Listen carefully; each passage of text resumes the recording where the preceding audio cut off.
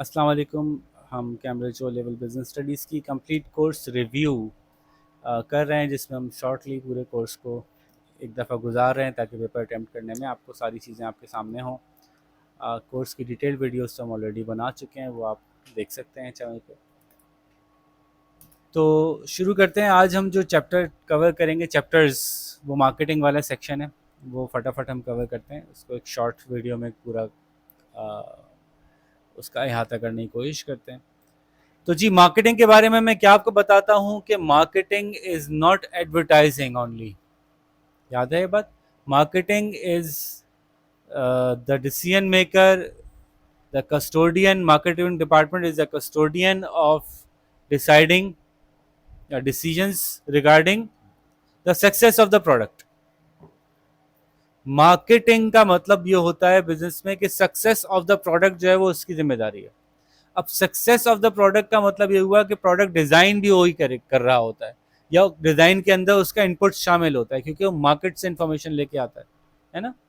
Product cell तो वो कर ही रहा है, प्रोडक्ट की एडवर्टाइजमेंट तो वो कर ही रहा है, ये तो कॉमनली नोन ही बातें हैं हमें। लेकिन मार्केटिंग का काम पीछे बैकवर्ड भी है कि वो फीडबैक इधर से दे रहा होता है कि भाई ऐसा नहीं, ऐसा बनाओ, ये मार्केट में नहीं चल रहा, ये प्राइस नहीं चल रही, ये प्राइस नहीं चल रही, आपको प्राइस को एडजस्ट करना पड़ेगा। बट प्राइस एडजस्ट करने के लिए आपकी सोर्स चेंज करनी पड़ेगी। ये चीज़ यहाँ से मैं खरीद रहे थे, महंगी पड़ रही है, कहीं और से खरीदो, ये प्राइस नहीं चल रही। अपना डिज़ाइन चेंज कर दो, अगर इस प्राइस में डिज़ाइन, इस डिज़ाइन पे प्राइस कम नहीं हो सकती तो डिज़ाइन चेंज करके प्राइस कम करो, मे बी। या हमें ये प्रोडक्ट फीचर में इजाफा चाहिए तो चाहिए। तो मार्केटिंग डिपार्टमेंट का काम सिर्फ एडवर्टाइजमेंट और सेल्स नहीं होता, बल्कि मार्केटिंग का काम प्रोडक्ट को सक्सेसफुल बनाना होता है। मार्केटिंग डिपार्टमेंट प्रोडक्ट सक्सेसफुल करने के लिए रिस्पॉन्सिबल होता है। इसीलिए एक पूरा मिक्स ऑफ डिसीजंस होते हैं उसके पास। इसको हम कहते हैं मार्केटिंग मिक्स, है ना। और उसके 4 पीस होते हैं, तो उनके ऊपर अलग अलग चैप्टर है पूरा पूरा। तो पहले थोड़ा सा जल्दी से हम इंट्रोडक्शन ले लें कि मार्केटिंग वाले डिपार्टमेंट की हायरार्की दी हुई है, मार्केटिंग डिपार्टमेंट की हायरार्की बना के दिखाई है जी। तो बहुत आसान है जी। पहले ऊपर मार्केटिंग का डायरेक्टर रख दो, नीचे सेल्स, रिसर्च, प्रमोशन, डिस्ट्रीब्यूशन, इस तरह के कुछ डिपार्टमेंट्स रख दें। सेल्स वाला क्या करता है? सेल्स और जो कॉमनली मार्केट में मशहूर है, जिसको कॉमनली मार्केट में मार्केटिंग कहते हैं, हमारे चैप्टर में उसको प्रमोशन कहते हैं। मार्केटिंग किसको कहते हैं? नॉर्मली मार्केट में लोग एड वेड देने को कहते हैं ना, एडवर्टीजमेंट को मार्केटिंग कहते हैं, हम उसको प्रमोशन कहेंगे। मार्केटिंग तो पूरा काम हो गया शुरू से आखिर तक, तो एड्स वगैरह को, कस्टमर से रीच आउट को प्रमोशन कहेंगे हम। ठीक है। तो अगर मार्केटिंग डिपार्टमेंट के काम निकालें तो सेल करना। अब सेल करना ऐड देने से मुख्तलिफ चीज़ होती है, बात पता है आप लोगों को। सेल का मतलब होता है कि कस्टमर को प्रोडक्ट बेच देना। और बड़ी बड़ी कंपनीज जो है वो बिल्कुल अलग ही रखती हैं सेल्स के डिपार्टमेंट को, मार्केटिंग यानी प्रमोशन के डिपार्टमेंट को। प्रमोशन का डिपार्टमेंट जो है वो एड्स बना रहा है, प्रमोशन का डिपार्टमेंट कस्टमर को रीच आउट कर रहा है, लेकिन सेल्स का डिपार्टमेंट जाके दुकानदारों से बात कर रहा है। सेल्स के साथ ही एक और डिपार्टमेंट बनाया जाता है जिसको डिस्ट्रीब्यूशन कहते हैं। तो मैं एक आम आपको चलें, मैं आपको XYZ घी तेल के डब्बे जो बेचते हैं उनके पूरा नेटवर्क बताऊं, तो उनका एक प्रमोशन का डिपार्टमेंट है। मशहूर तेल वाले हैं हमारे, बहुत मशहूर हैं, आपको सबको उसका नाम पता होगा। एक उनका मार्केटिंग का डिपार्टमेंट, प्रमोशन का डिपार्टमेंट है। ठीक है। प्रमोशन का डिपार्टमेंट क्या करता है? प्रमोशन का डिपार्टमेंट करता है एड्स बनाता है। ठीक है। जो टीवी पे चलते हैं, जिसमें वो डांस कर करके खाना पकाते हैं। सही है। उसके बाद उनका एक डिपार्टमेंट है सेल्स का डिपार्टमेंट। प्रमोशन वाला एड चला रहा है, सेल्स वाले का एड से ताल्लुक नहीं। सेल्स वाला जाता है दुकानों दुकानों पे, एक एक दुकान पे जाएगा, और सेल्स बटे बटे हुए हैं। सेल्स बटी हुई है एरिया वाइज।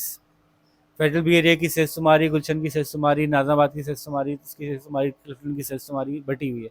इसी तरह से इनके कुछ बड़े क्लाइंट्स की सेल्स अलग बटी हुई है, जैसे कि इम्तियाज़ की सेल्स, आपके कारफोर की सेल्स, ये स्पेशलाइज, क्योंकि बड़ी जगह यहाँ पे एक ही जगह बहुत सारे बिक जाते हैं, तो इनके पास अपना स्टॉक भी मेंटेन कर सकते हैं आप। इनके पास ले जाके अपना स्टॉक भी रख सकते हैं, बड़ा स्टॉक होल्ड कर सकते हैं इनके पास आप। ठीक है। तो एक है सेल्स का। सेल्स वाला क्या करता है? सेल्स वाला कुछ बेचता, पहुंचाता, माल नहीं पहुंचाता। सेल्स वाला कमिटमेंट लेता है। सेल्स वाले का क्या काम होता है? वो जाएगा कस्टमर को कन्विंस करेगा कि भाई आपको ये लेना है और इतना लेना है। ना वो पैसे पकड़ रहा है, ना वो माल दे रहा है, वो अपने रजिस्टर पे कमिटमेंट लिख रहा होता है। ये मैं तेल की डिस्ट्रीब्यूशन की बता रहा हूँ। मुख्तलिफ इदारे अपना मुख्तलिफ अंदाज से काम करते हैं। एक इदारा ने इस सिस्टम को ऐसे अडॉप्ट किया, मैं वो आपको बता रहा हूँ कैसे किया। तो सेल्स वाला बंदा होता है, वो एक बंदा होता है, उसके हाथ में एक बुक होती है, वो हर दुकान पे जाता है और बुक दुकान से वो रिकॉर्ड करता है कि आपको कितने चाहिए। वो कहता है कम चाहिए, वो कहता है नहीं यार थोड़े ज़्यादा ले लो यार, मेरे टारगेट हैं यार, टारगेट हैं। सेल्स वालों के टारगेट होते हैं कि आपको हर महीने इतना बेचना है तो बोनस मिलेगा, तो वो इसलिए अपना टारगेट पूरा करने के लिए एक्स्ट्रा बेचते हैं। बहुत दफ़ा सेल्स वाले ये भी डंडी मारते हैं कि जो टारगेट अगर उनको ज़्यादा मिला हुआ है वो नहीं बेच पा रहे, तो वो बुक में दिखा देते हैं कि बेच दिया, बुक में दिखा देते हैं कि बेच दिया, लेकिन नहीं बिका होता। फिर उसको नेक्स्ट मंथ में निकलवा देते हैं सामान को, किसी और बंदे को बेच के बुक में दिखा दिया कि बिक गया। तो ये गड़बड़ हो, जैसे वो आपको अब आजकल मोबाइल लेने कोई जाए मार्केट में तो कहते हैं कि डब्बा खुला हुआ है, डब्बा पैक है ना, मोबाइल नया ही है, मोबाइल नया ही है, वो क्या हुआ हुआ उसका, पीटीए नहीं, मोबाइल की कंपनी ने क्या, हाँ एक्टिवेटेड और नॉन एक्टिवेटेड। मोबाइल की कंपनी क्या करती है, कहती है भाई आप 1 लाख यूनिट सेल करोगे एक महीने के, तो आपको मैं 10 लाख रुपए एक्स्ट्रा दूंगी। ठीक है, बंदे ने सेल किए, 90,000 सेल हुए, 10,000 सेल नहीं हुए, उसने 10,000 यूनिट खुद ही रख ली अपने पास। और मोबाइल की कंपनी ने कहा कि यार ये बिक गए थे, उन्होंने कहा हाँ बिक गए थे, बिक गए थे, लाओ मुझे बोनस दे दो। उसने बोनस दे दिया, उसके बिके नहीं थे, उसने वो दिसंबर तक बेचे थे, दिसंबर तक नहीं बेचे थे वो, उसने फिर जनवरी में बेच दिए कि चलो यार अगले महीने बोनस तो मिल गया मुझे, अगले आगे के महीनों की सेल पीछे दिखा के और बोनस उठा लिया उसने। मोबाइल कंपनियों ने क्या किया, मोबाइल कंपनियों ने कहा कि ठीक है कस्टमर भाई, आप जब मोबाइल खरीदेंगे तो मोबाइल को एक कोड भेज के एक्टिवेट कीजिएगा, जब एक्टिवेट होगा मोबाइल तब हम मानेंगे कि बिका। अभी तो हमारा सेल्समैन कह रहा था कि भेज दिया डब्बा, भेज दिया हमने, डब्बे भेज दिए सबको। मैंने 1 लाख मोबाइल भेजे थे कंपनी ने सेल्समैन के पास, सेल्समैन ने कहा मैंने 1 लाख डब्बे भेज दिए, नहीं है मेरे पास कोई डब्बा, उसने घर में ले आके रख लिए होंगे। मैंने कहा नहीं, अब इसको बेचा हुआ नहीं मानेंगे, हम बेचा हुआ किसको मानेंगे, कि आपका बंदा जो खरीद रहा है वो मोबाइल निकाले, उसमें कोड डाले, मोबाइल ऑन हो, फिर हम मानेंगे कब बिका। उसने कहा अच्छा, लेकिन बोनस तो मुझे ऐसे नहीं मिलेगा, मैंने 90,000 बिके हैं, 10,000 मोबाइल में बिके नहीं है। तो उसने कहा बोनस मुझे मिल रहा है 10 लाख रुपए का,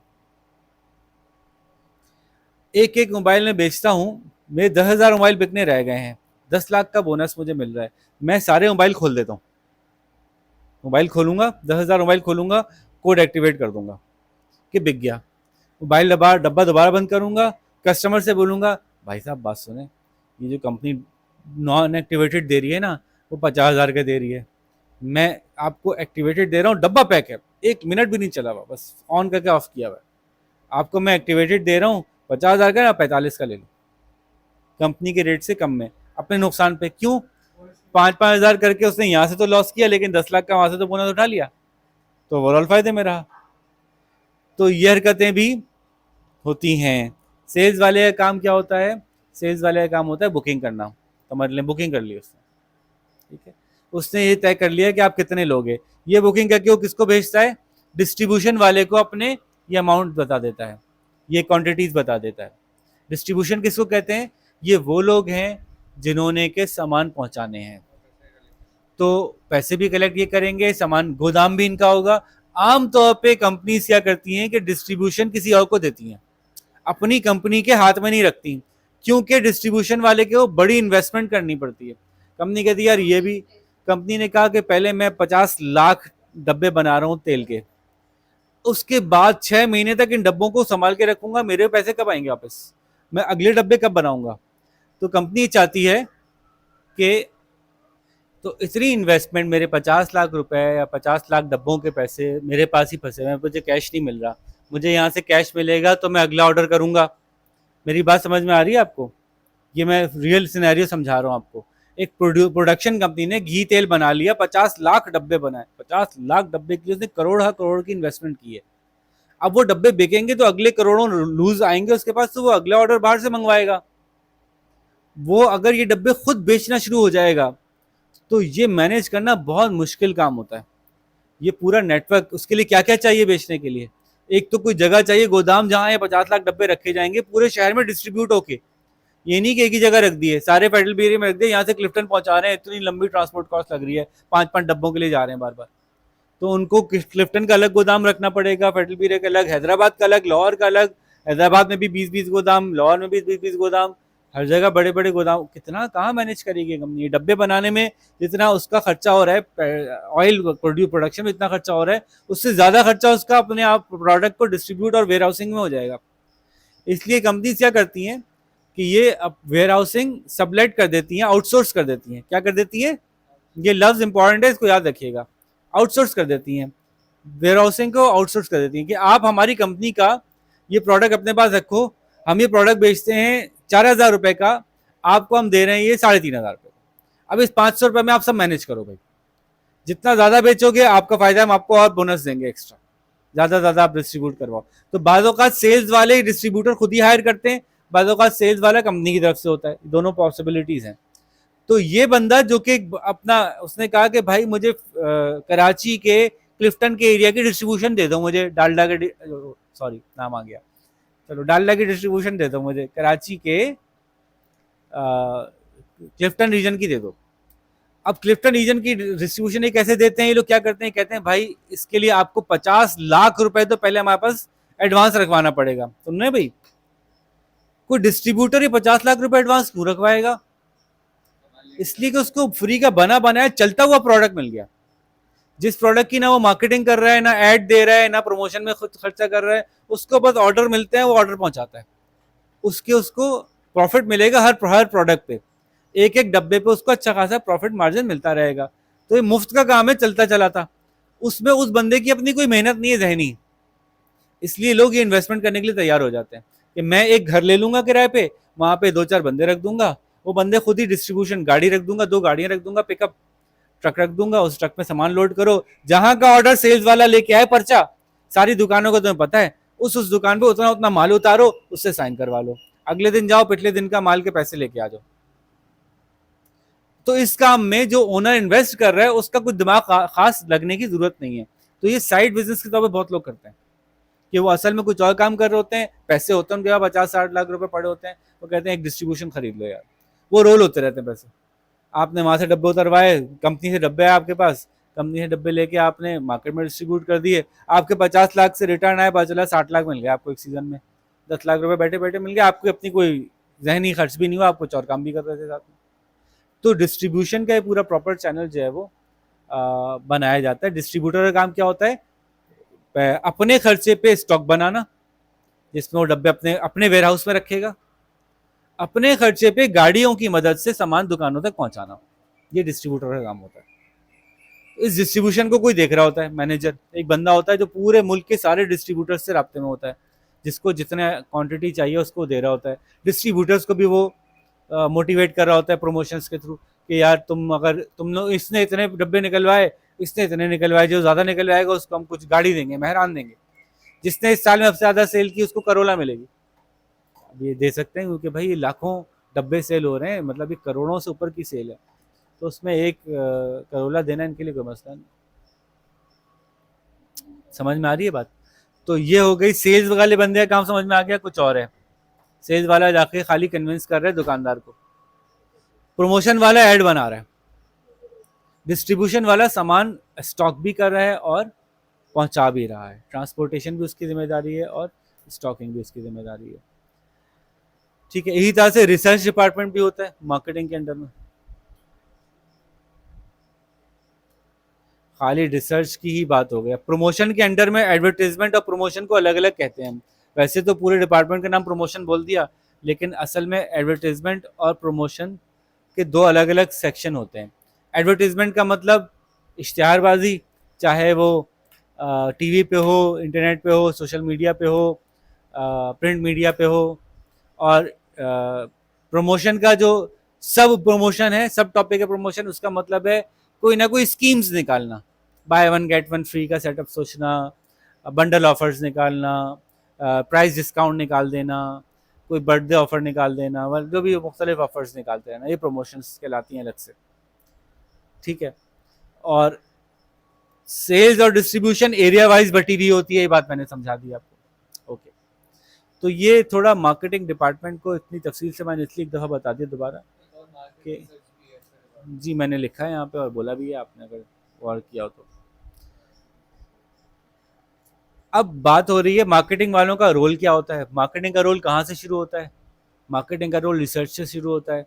कस्टमर की नीड आइडेंटिफाई करो, मार्केट में क्या चल रहा है वो आइडेंटिफाई करो, फिर कस्टमर से रिलेशनशिप बना के रखो, कस्टमर से लॉयल्टी बना के रखो, अपने कस्टमर की अपने प्रोडक्ट की दोनों की हर वक्त मालूमात रखो, कितना प्रोडक्ट कौन सी मार्केट में बिक रहा है, कौन से लोग ले रहे हैं, वो जो लोग रहे हैं वो कितने सेटिस्फाइड हैं, इन्फॉर्मेशन रखो। ठीक है, कस्टमर की चेंजिंग नीड्स के पक्का ख्याल रखो। तो जाहिर है कंज्यूमर के टेस्ट, फैशन, टेक्नोलॉजी, इन सब में चेंजेस के ऊपर जो भी चेंज नज़र आ रहा है उसको पहले से प्रेडिक्ट करते रहो। कस्टमर में क्या क्या चेंज आ सकता है, अभी छोटी छोटी सी बातें हैं, ये ज़रा ये पिक करनी है, इसका इसके चार्ट बनाने हैं आपको। एक मैंने कहा रोल ऑफ मार्केटिंग डिपार्टमेंट, तो मैंने कहा कि मार्केटिंग रोल का डिपार्टमेंट है product identification, need identification, customer identification, market identification, फिर कस्टमर को तो प्रोडक्ट आइडेंटिफाई, मार्केट कौन सी होगी जहाँ बिकेगा, आइडेंटिफाई, कस्टमर इंफॉर्मेशन कौन खरीद रहा है उसकी क्या, कस्टमर इंफॉर्मेशन, कस्टमर इन्फो में क्या क्या आएगा, कौन खरीद रहा है, उसकी कितनी इनकम है, वो कहाँ रहता है, क्या जेंडर है, क्या एज है, सारी इन्फॉर्मेशन कस्टमर को उसके पास होनी चाहिए। ठीक है, मार्केट चेंजेस क्या हो रहे हैं वो उसको पता होने चाहिए, और मार्केट चेंजेस क्या क्या हो सकते हैं उस पर छोटी सी बात ये थी कि मार्केट में एक फैशन चेंज हो सकता है, मार्केट में चेंज हो सकती है टेक्नोलॉजी, टेक्नोलॉजी चेंज हो गई तो आपके प्रोडक्ट चेंज हो जाएगा, प्रोडक्ट में चेंज लाना पड़ेगा। अब नई टेक्नोलॉजी आ गई, डीको पेंट वाली पानी की बोतलें आ रही हैं, सब मार्केट में ये ला रहे हैं, हम भी लेके आएंगे फिर, वरना हम कम्पीट नहीं कर सकते। निदा कपड़ा आ गया, अब आए निदा कपड़े में बनेंगे, अब निदा कपड़ा हमें भी लाना पड़ेगा। मार्केट में जो भी चेंज आ रहा है, चाहे वो प्रोडक्ट में चेंज आ रहा है, चाहे टेक्नोलॉजिकल चेंज आ रहा है, चाहे वो लोगों की इनकम चेंज हो गई है जी, इनकम कम हो गई है या इनकम बढ़ गई है, प्रोडक्ट को उसके हिसाब से एडजस्ट करने की जरूरत पड़ सकती है। पॉपुलेशन की एज फैक्टर चेंज हो रहा है, हम जिस पॉपुलेशन को कैटर कर रहे थे अब उसकी एज चेंज हो रही है, उसके उसी के हिसाब से उसकी ज़रूरतें चेंज हो रही हैं। तो और भी बहुत सी बातें हम कर सकते हैं। तो कस्टमर्स के बारे में मालूमात रखना ये, और कस्टमर की और मार्केट के अंदर आने वाले चेंजेस को देखते रहना ये, और उसके हिसाब से अपने कस्टमर से रिलेशनशिप मेंटेन रखना, उसको कॉल करते रहना, उसको मैसेज करते रहना, उसका फीडबैक लेते रहना, कैसा लग रहा है आपका प्रोडक्ट, कैसा जा रहा है, इससे आप अपने आपको प्रोडक्ट को मेंटेन रख सकते हैं। फिर आप आपके अलावा कंपेटिटर प्रोडक्ट में क्या चेंज आ रहा है इसको मालूमात करते रहें, अपने प्रोडक्ट को चेंज करते रहें। कंपटीशन में जो प्रोडक्ट में चेंज आ रहा है वो प्रोडक्ट के चेंज अपने पास भी लाते रहें। ठीक है, खुद से जो मार्केट में कोई चेंज नहीं आए लेकिन खुद से न्यू चेंजेस आप ले आए, करती नहीं पेप्सी कोक ये लोग सब करते हैं ना, नए न्यू चेंजेस खुद भी ले आए, कंपटीशन ने नहीं लाया कोई बात नहीं, आप ले आए। ठीक है, कॉस्ट को बचाने की कोशिश करते रहें, यानी कॉस्ट को, प्राइस को मिनिमाइज करने की कोशिश करते रहें। हाँ, इल्ला ये कि आप एक ऐसा प्रोडक्ट बना रहे हैं जिससे प्राइस नीचे लाने से सेल्स कम हो जाएगी। आपको बहुत ही लग्जरी चीज़ बना रहे हैं, उसकी उसकी पहचान ही है कि भाई ये बड़ा महंगा होता है, भाई ये ख़ास चीज़ है, तो वो एक अलग बात है। अच्छा, मार्केट के हवाले से भी कुछ, चूंकि अभी हम डिपार्टमेंट्स के अंदर नहीं गए, जनरल मार्केटिंग का के बारे में पढ़ रहे हैं। तो मार्केटिंग, मास मार्केटिंग, निश मार्केटिंग क्या होती है पता है आपको? एक ऐसी चीज जो सबके लिए बिकती है, सब उसको कंज्यूम करते हैं। फॉर एग्जाम्पल कोई मास मार्केट का प्रोडक्ट बता दें, शैम्पू, साबुन, मास मार्केट का प्रोडक्ट है, सब लेते हैं, बच्चे भी इस्तेमाल करते हैं, बड़े भी इस्तेमाल करते हैं, मर्द भी इस्तेमाल करते हैं, औरतें भी इस्तेमाल करती हैं, गाँव वाले भी इस्तेमाल करते हैं, देहात वाले भी इस्तेमाल करते हैं, शहर वाले भी इस्तेमाल करते हैं, पढ़े लिखे भी इस्तेमाल करते हैं, जाहिल भी इस्तेमाल करते हैं। मास मार्केटिंग के वो प्रोडक्ट होते हैं जो कि सब इस्तेमाल करते हैं। और बाज़ लोग मार्केटिंग का स्टाइल ये अपनाते हैं कि वो मास मार्केटिंग करते हैं, जरूरी नहीं है कि उनका प्रोडक्ट मास मार्केटिंग वाला हो। मास मार्केटिंग का मतलब एक ऐड बना दिया सबके लिए, एक तरीके से प्रमोशन कर रहे हैं सबके लिए, एक तरह की सेल्स की टेक्निक अपना रहे हैं सबके लिए, इसको कहेंगे मास टेक्निक। मास का मतलब बहुत सारे लोगों के लिए एक जैसा। समझ में आ रही है बात? मास टेक्निक के लिए आसानी क्या है? मास टेक्निक, मास मार्केट की टेक्निक की आसानी क्या है? बहुत सारे लोग एक साथ, एक ही कॉस्ट कटिंग होती है इसमें, मार्केटिंग की कॉस्ट कम हो जाती है। अगर मैं कहूं कि भाई यहाँ 5 लोग बैठे हैं, 5 लोगों के लिए 5 अलग अलग ऐड बनाओ, बढ़ गई ना मार्केटिंग की कॉस्ट। तो कॉस्ट कम हो जाती है, बजाय आपको लगता है सेल्स बहुत ज्यादा है, हर एक को आप टारगेट कर रहे हैं, हर बंदा टारगेट हो रहा है, सेल्स बढ़ती है इसमें, इस तरह के प्रोडक्ट में बहुत सारे लोग खरीद रहे होते हैं, रिस्क आपका स्प्रेड आउट होता है। लेकिन ऐसे प्रोडक्ट बनाना और मास मार्केटेड प्रोडक्ट के ऊपर काम करना, जैसे मैंने कहा साबुन है, शैम्पू है, चावल है, मास मार्केट है चावल, आटा है, कपड़ा है, कोई एक स्पेसिफिक कोई जनरल कपड़ा, मास मार्केटेड प्रोडक्ट बनाने में आसानी ये है, मैंने बताया कि उसमें निस्बतन कॉस्ट कम आती है, क्योंकि बहुत सारे लोग ले रहे होते हैं, एक जैसी मार्केटिंग की ज़रूरत होती है, एक जैसी प्रमोशन होती है, उसके कस्टमर का स्प्रेड बहुत ज़्यादा होता है, हर तरह के लोग उसको इस्तेमाल करते हैं। एडवांटेजेस बताए मैंने मास मार्केट में एंटर होने के। ऐसा प्रोडक्ट बनाए जो मास मार्केट का प्रोडक्ट हो, उसके कुछ फ़ायदे हैं, लेकिन नुकसान भी हैं। नुकसान क्या है? जो मास मार्केट का प्रोडक्ट होता है, जो हर एक खरीद रहा होता है, फिर उसको बेच भी हर एक रहा होता है। आप चावल बेचने जाएं, आपको पता चल जाए कितने लोग चावल बेच रहे हैं, हर कोई चावल बेच रहा होगा। आप अंडे बेचने जाएं, आपको हर घर से अंडे बिक रहे हैं, ऐसा लग रहा है। अभी तो आप बेच नहीं रहे ना, तो आपको अंदाजा नहीं है। जब आप बेचना शुरू करेंगे तो आपको अंदाजा होगा कि यार ये तो बहुत टाइट कंपटीशन है, बहुत टफ है कंपटीशन। आप दूध बेचने जाएं, दूध इतना बिक रहा है, हर जगह हर गली मोहल्ले में दूध बिक रहा है, आपसे बेचना मुश्किल हो जाएगा आपके लिए। तो जब आप मास मार्केट में घुसते हैं कि मैं एक ऐसी चीज़ बेचूंगा जो सब खरीदते हैं, उसमें कोई खास डिस्टिंक्ट प्रोडक्ट नहीं है मेरा, ठीक है, तो इकोनॉमीज ऑफ स्केल बड़ी मिल सकती है उसमें, यकीनन उसमें बड़ी मार्केट होती है, ज़्यादा प्रोडक्ट बिक सकता है, लेकिन बिकेगा तब जब आप कंपटीशन से ऊपर आएंगे। तो प्रॉफिट मार्जिन क्या होगा? इसका नुकसान क्या है फिर?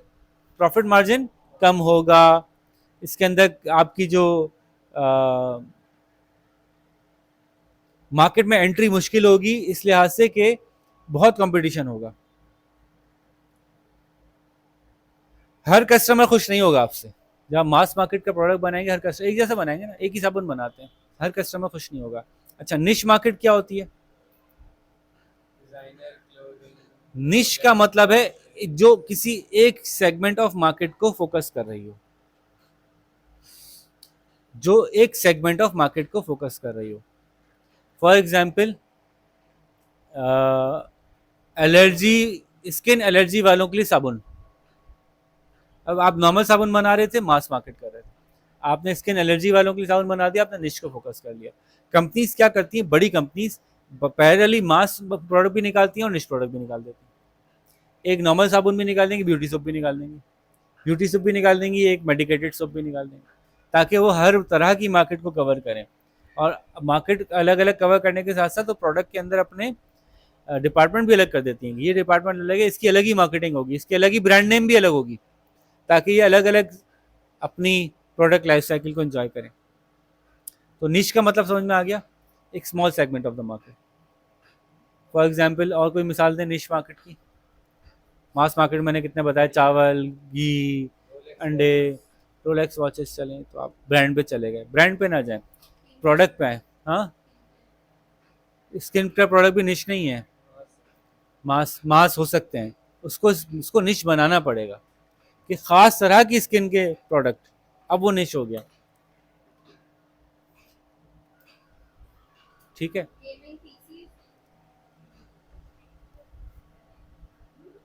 अब नहीं, ये बीच की चीज़ है, हर कोई गेमिंग पीसी नहीं लेता है, खास तरह के लोग लेते हैं, लेकिन अब बहुत लोग लेने लगे हैं। तो बहुत स्पेसिफिक एग्जांपल होनी चाहिए कि आप बिल्कुल कहें हाँ यार बिल्कुल ये तो, जैसे कि रेसिंग कार्स के कंपोनेंट्स, रेसिंग कार के कंपोनेंट्स हर किसी को नहीं चाहिए, वो नहीं, वो स्पॉइलर लगाते हैं पीछे, साइलेंसर के पीछे मफलर लगाते हैं, हर किसी को नहीं चाहिए, ये नीश है, एक बहुत छोटी मार्केट सेगमेंट है। ऐसी ही दूसरी चीज़ें बिकती हैं लेकिन मास मार्केट में बिकती हैं, गाड़ी, गाड़ी की एक स्मॉलर नीश है जो रेसिंग कार में जाता है, उनके लिए एक निश, स्पेशल निश, ठीक है। For example, hand woven carpets. Carpet एक बड़ी मार्केट है, मास मार्केट है, हर कोई कारपेट लेता है, नॉर्मल मार्केट है, बहुत बड़ी मार्केट है। लेकिन एक नीश है हैंड वोवन, कुछ लोग होते हैं जो हैंड वोवन लेते हैं। नीश में क्या क्या फायदा है और क्या नुकसान है? नीश का फायदा ये है कि चूंकि मार्केट सेगमेंट छोटा है, तो आप स्पेसिफिक कस्टमर नीड के हिसाब से चीज को टेलर करते हो, कस्टमर ज्यादा सेटिस्फाइड होता है। दूसरा, आप उसके अंदर प्राइस फिर एक्स्ट्रा चार्ज करते हो। तीसरा, आप उसमें इतना स्पेशलाइज कर जाते हो क्योंकि आप ही बना रहे हो, आप इतना स्पेशलाइज कर जाते हो, कंपटीशन आ नहीं पाता उसमें, है ना। मास चावल है, अब सब बना रहे हैं, एक जैसे बना रहे हैं, ठीक है बना रहे हैं। आप एक खास तरह की चीज बना रहे हो तो वो फिर मार्केट में हर कोई आपसे कम्पीट नहीं कर पाएगा। परफ्यूम भी निश मार्केट होते हैं, परफ्यूम भी वैसे मास भी होते हैं, निश भी होते हैं। आप देखें तो अंदाजा हो जाएगा आपको, मार्केटिंग का स्टाइल और परचेजिंग का स्टाइल लोगों का देख के, प्राइसिंग देख के पता चल जाता है कि ये नीश है कि मास है। अगर आप एक्चुअल परफ्यूम की इंडस्ट्री में जाएं तो जितने भी ब्रांड्स हैं वो सारे मास मार्केटिंग है। जो नीश है ना, वो उनमें भी अलग ही होते हैं। वो फिर जनरल पब्लिक में इतनी आसानी से मिलते ही नहीं है आपको, परफ्यूम की दुकान पे नहीं मिलेंगे परफ्यूम्स आसानी से, नीश परफ्यूम्स है।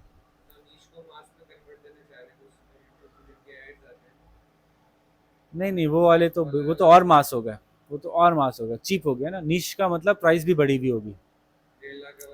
जैसे फेरारी जो है वो नीश मार्केट को केटर करती है, मास मार्केट को नहीं करती। रोल्स रॉयस, स्काईलाइन, कंपनी के ऑब्जेक्टिव, मर्सिडीज दोनों कर रही है, मास भी कर रही है, नीश भी कर रही है। कुछ खास गाड़ियां जो कुछ खास लोगों के लिए होती हैं वो ऊपर वाली गाड़ियां, थोड़ी सी नीचे की भी गाड़ियां बनाती है मास में। ठीक है, सबसे ज़्यादा बिकने वाली लग्जरी कार्स हैं मर्सिडीज, तो मास को भी कवर कर रही है, इसका मतलब इतनी बिक रही है, इतनी बिक रही है तो नीश है, बिल्कुल सही है। ठीक है, आगे चलें। मार्केट सेगमेंटेशन क्या होती है, इसी से निकलती है बात आगे, कि एक मार्केट, मास मार्केट कह ली कि साबुन है, सब साबुन एक ही साबुन, आप उस साबुन को मुख्तलिफ तरह की चीज, तरह के सेगमेंट्स में डिवाइड करके उन लोगों को भी केटर कर सकते हो जो डिससेटिस्फाई हो रहे थे आपके प्रोडक्ट से, कि थोड़ा सा उनके हिसाब से टेलर नहीं था प्रोडक्ट। जैसे शैम्पू बनाया, एक ही शैम्पू है, सब शैम्पू इस्तेमाल करो, उन्होंने कहा अच्छा ऐसा करते हैं, कुछ लोग डिससेटिस्फाइड हो रहे हैं, एक शैम्पू बनाते हैं जो डैंड्रफ को ज्यादा टारगेट करे। तो मार्केट का एक सेगमेंट यूज वाइज हो गया। सेगमेंट का मतलब समझ गए ना बात को, ये तो हमने पढ़ा हुआ है। मार्केट का एक सेगमेंट यूज के ऊपर हो गया, मार्केट का एक सेगमेंट एज के हिसाब से हो गया। यार बच्चों के हिसाब से अलग चीज बना लो, बड़ों के हिसाब से अलग बना लो, किडी मील अलग दे दो, पूरा बर्गर अलग दे दो। ठीक है, और क्या सेगमेंट और कैसे हो सकता है?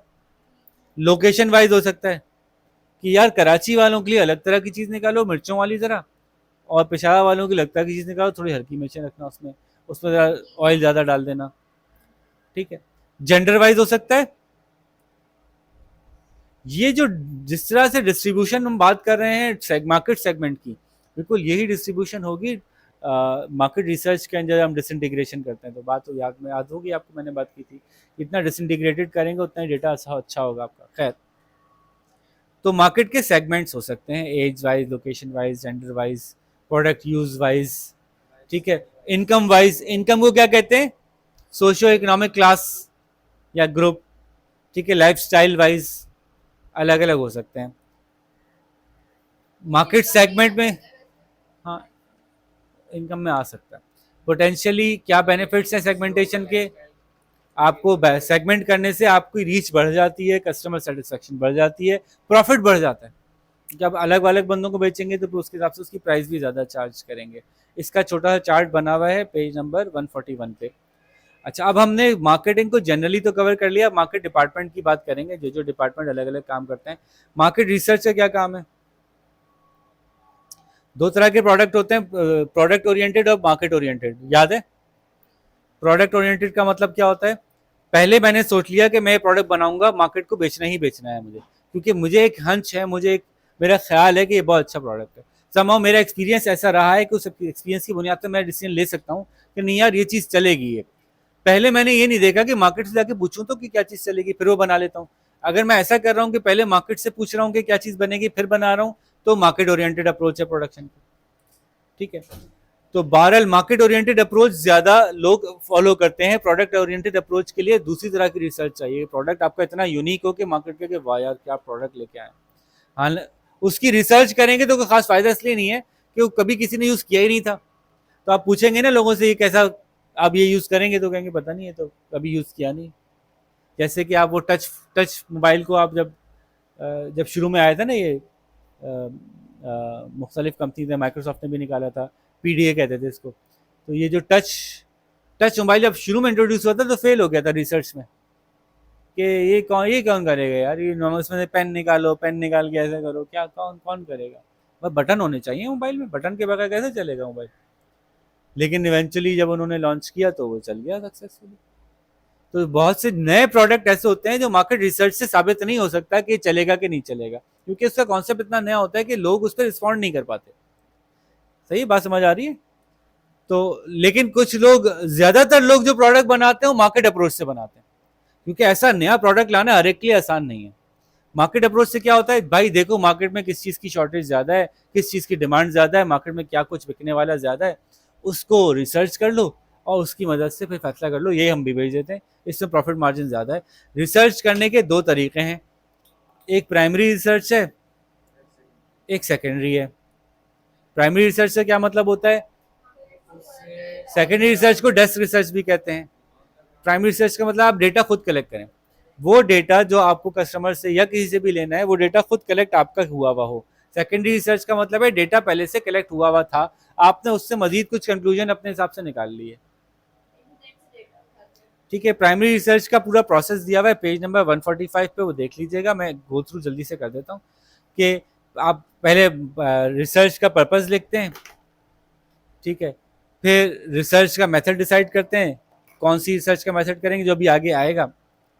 फिर आप जो है वो सैंपल साइज और सैंपल के बारे में बात करते हैं, और सैंपल पे हमने कितनी बात की हुई है, सैम्पलिंग क्या होती है, हम पूरी मार्केट से डेटा क्यों नहीं कलेक्ट करते, खाली सैंपल से कलेक्ट करके क्यों डिसाइड कर लेते हैं। फिर रिसर्च कैरी आउट करते हैं, डेटा कलेक्ट करते हैं, उसकी रिपोर्ट प्रोड्यूस करते हैं। ये एक चार्ट बना हुआ है अच्छा सा।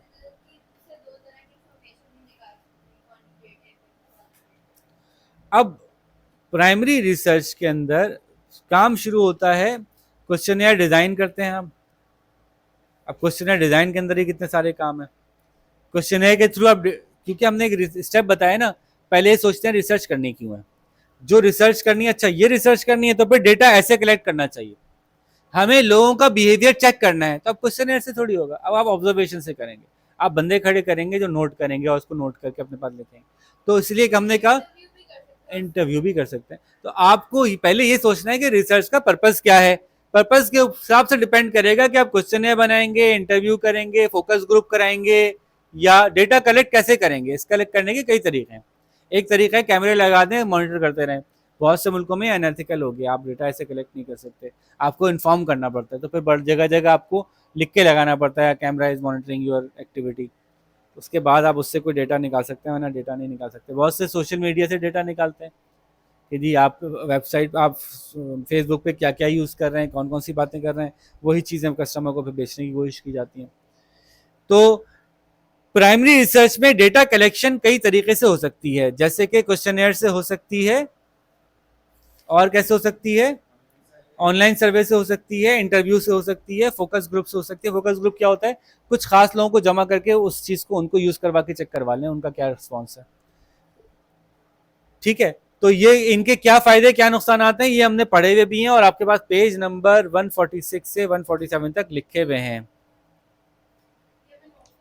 ये प्लीज आप लोग जी लिख लीजिएगा, बिल्कुल शॉर्ट शॉर्ट करके ना, हर तरीके के एडवांटेज। क्वेश्चनर कहाँ कहाँ फायदेमंद है, कहाँ कहाँ नुकसानदेह है, ये बातें याद है आपको। क्वेश्चनर के साथ क्या बात हुई थी कि क्वेश्चनर लंबा हो जाएगा तो लोग लिखने में बोर होते हैं। क्वेश्चनर के अंदर जो सवाल जवाब होते हैं, अगर आपने उनका बिहेवियर ऑब्जर्व करना है तो क्वेश्चनर के थ्रू ऑब्जर्व करना मुश्किल होता है, तो रिस्पॉन्ड करते हैं अपने हिसाब से, जरूरी नहीं है कि उनका एक्चुअल बिहेवियर वही हो। लेकिन क्वेश्चनर के कुछ फायदे भी हैं। तो ये सारे फायदे नुकसान हमने डिस्कस किए थे पूरी तफसील से, और ये सामने सीधे सीधे लिखे हुए भी हैं।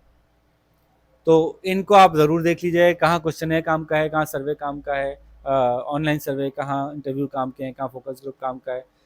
सैम्पलिंग क्यों करते हैं, बात याद है कि हमने देखा था कि जब हमने 10 लाख की पॉपुलेशन से एक मालूमात लेनी थी, तो हमें ये पता चला कि कम लोग ये चाहते हैं, कुछ लोग ये चाहते हैं, ज़्यादा लोग ये चाहते हैं, और कम लोग ये चाहते हैं। ज़रा डायग्राम देखिएगा। फॉर एग्जाम्पल मैंने आपसे कहा कि आप सबको कौन सा कलर पसंद है, तो ये वाइट है, रेड है, ब्लू है, ब्लैक है, 4 कलर दिए थे लेट्स सपोज। तो मैंने 1 लाख लोगों से पूछा, 1 लाख लोगों में से कम लोगों को व्हाइट चाहिए था, ज़्यादातर लोगों को रेड और ब्लू पसंद था, और कम लोगों को ब्लैक पसंद था। ये मैंने एक हाइपोथेटिकली एक सिचुएशन बना दी। तो इसमें ऐसा फिगर बनेगी, ऐसी फिगर बनेगी, क्योंकि ये वाली चीज़ें कम लोगों को चाहिए थी, ये वाली चीज़ें कम लोगों को चाहिए थी, ये वाली चीज़ें ज़्यादातर लोगों को चाहिए थी।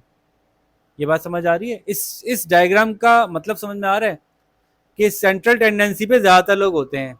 अगर मैं कहूँ लोगों की इनकम कितनी है, 10,000 रुपये या 10 करोड़ रुपए, तो इधर और इधर दोनों ही कम लोग होंगे। ज़्यादातर लोग कहाँ आएंगे? इसकी मीडियन फ्रीक्वेंसी पे कहीं आएंगे, या एवरेज फ्रीक्वेंसी पे ही कहीं आएंगे। बात समझ में आती है? ज़्यादातर लोग यहीं पे फॉल करेंगे। जब इन्होंने 10 लाख लोगों का डेटा निकाला तो ये डायग्राम बनी कि पता चला कि भाई हमारे 50% से ज़्यादा लोग इस रीजन में फॉल करते हैं जिनकी इनकम 75,000 से 1.5 लाख है। ठीक है, उसी डेटा को लेके इन्होंने, एक और बंदे ने रिसर्च शुरू की, उसने कहा भाई मैंने 3,000 लोगों से पूछा, मेरा भी सेम यही ग्राफ बन गया था, फिर 10 लाख से पूछने की क्या जरूरत थी? ये बात कहलाती है नॉर्मलाइजेशन, कंप्यूटर वाली नहीं, प्रोग्रामिंग वाली नहीं, डेटा के अंदर, कि डेटा के अंदर एक नॉर्मलाइजेशन होती है कि अगर आप सही सैंपल सेलेक्ट कर लो, आपने ऐसा ना हो आप शहर शहर से पूछ के आ गए, बाद में डेटा कलेक्ट करें तो गांव में भी जा रहे हैं, तो फिर डेटा वैसा रिप्रेजेंटेटिव नहीं होगा। जो एक्चुअल पॉपुलेशन है उसका रिप्रेजेंटेटिव सैंपल उठा लो। एक्चुअल पॉपुलेशन में गांव और देहात से भी पूछना था, फैसला करने का पाकिस्तान के सारे गांव देहात शहरों में ये फैसला करना है, तो फिर गांव से भी लोगों को ले लो, शहरों से भी ले लो, थोड़े थोड़े लेके पूछ लो, डेटा जवाब वही मिलेगा जो सबसे पूछने में मिलेगा। ये सैम्पलिंग की साइंस है, जो बड़ी खूबसूरत साइंस है। अब आपको लाखों लोगों से नहीं पूछना, चंद हजार से पूछ के आप वही फैसला कर सकते हैं, एग्जैक्टली वही डेटा आ जाएगा जो लाखों से पूछ के आता है। हाँ, अगर आप चीटिंग ना करें। अब इसमें आप ये कर सकते हैं कि आप अपनी मर्जी के उन लोगों से पूछ लें जिनसे आप खास तरह का जवाब लेना चाह रहे हैं, क्या भाई हमने तो सैंपल किया था, देखो सब लोग कह रहे हैं कि सबसे अच्छा शैम्पू हमारा ही है। तो आपने अगर अपनी मर्जी से लोग सेलेक्ट कर लिए तो फिर तो ये सैम्पलिंग सही नहीं। सैम्पलिंग की खास बात यह है कि रैंडम होनी चाहिए। सैम्पलिंग की खास बात यह है कि आपकी मर्जी के लोग आपकी मर्जी का जवाब देने वाले ना हो। ठीक है ना, ये बात समझ आ रही है?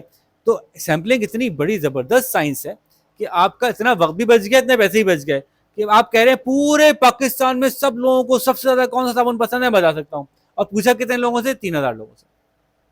और आप ये साइंटिफिकली कह सकते हैं, आप पूछ लो भाई 24 करोड़ से, जवाब यही आएगा। क्योंकि एक सर्टेन अमाउंट के बाद अगर डेटा वाकई नॉर्मलाइज था और आपने अपना सैंपल सही रिप्रेजेंटेटिव सेलेक्ट किया है, ये टर्म्स जहन में रखिएगा, रिप्रेजेंटेटिव सैंपल, यानी जिस तरह की पॉपुलेशन है सैंपल उसी तरह का हो।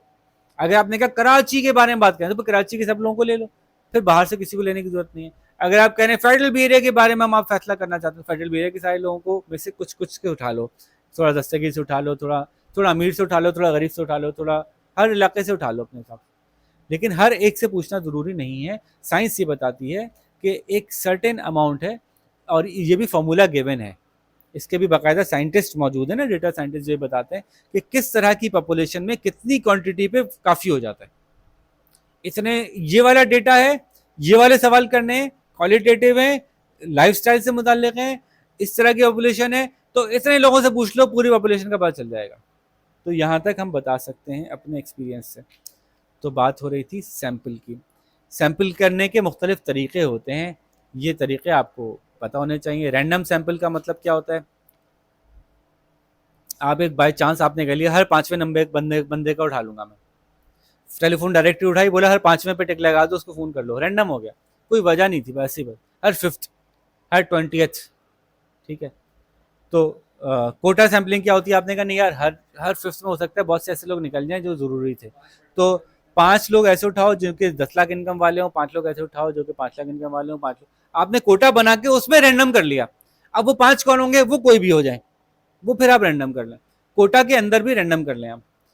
तो और भी तरह की सैम्पलिंग मेथड्स, बड़े पूरी साइंस है ये, पूरी स्टैटिस्टिक्स पूरी साइंस है, और ये डेटा साइंसेस के अंदर बड़ा काम है, बहुत बड़ी फील्ड है, और बड़े डिसीजन मेकर्स इसमें इन्वॉल्व होते हैं, और बहुत पैसा भी है इसमें।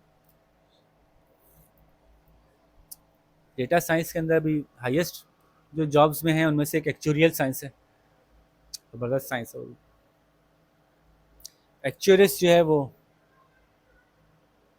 One of the highest paid job है, सीए से भी ऊपर होता है। वो डिसीजन मेकर होता है कि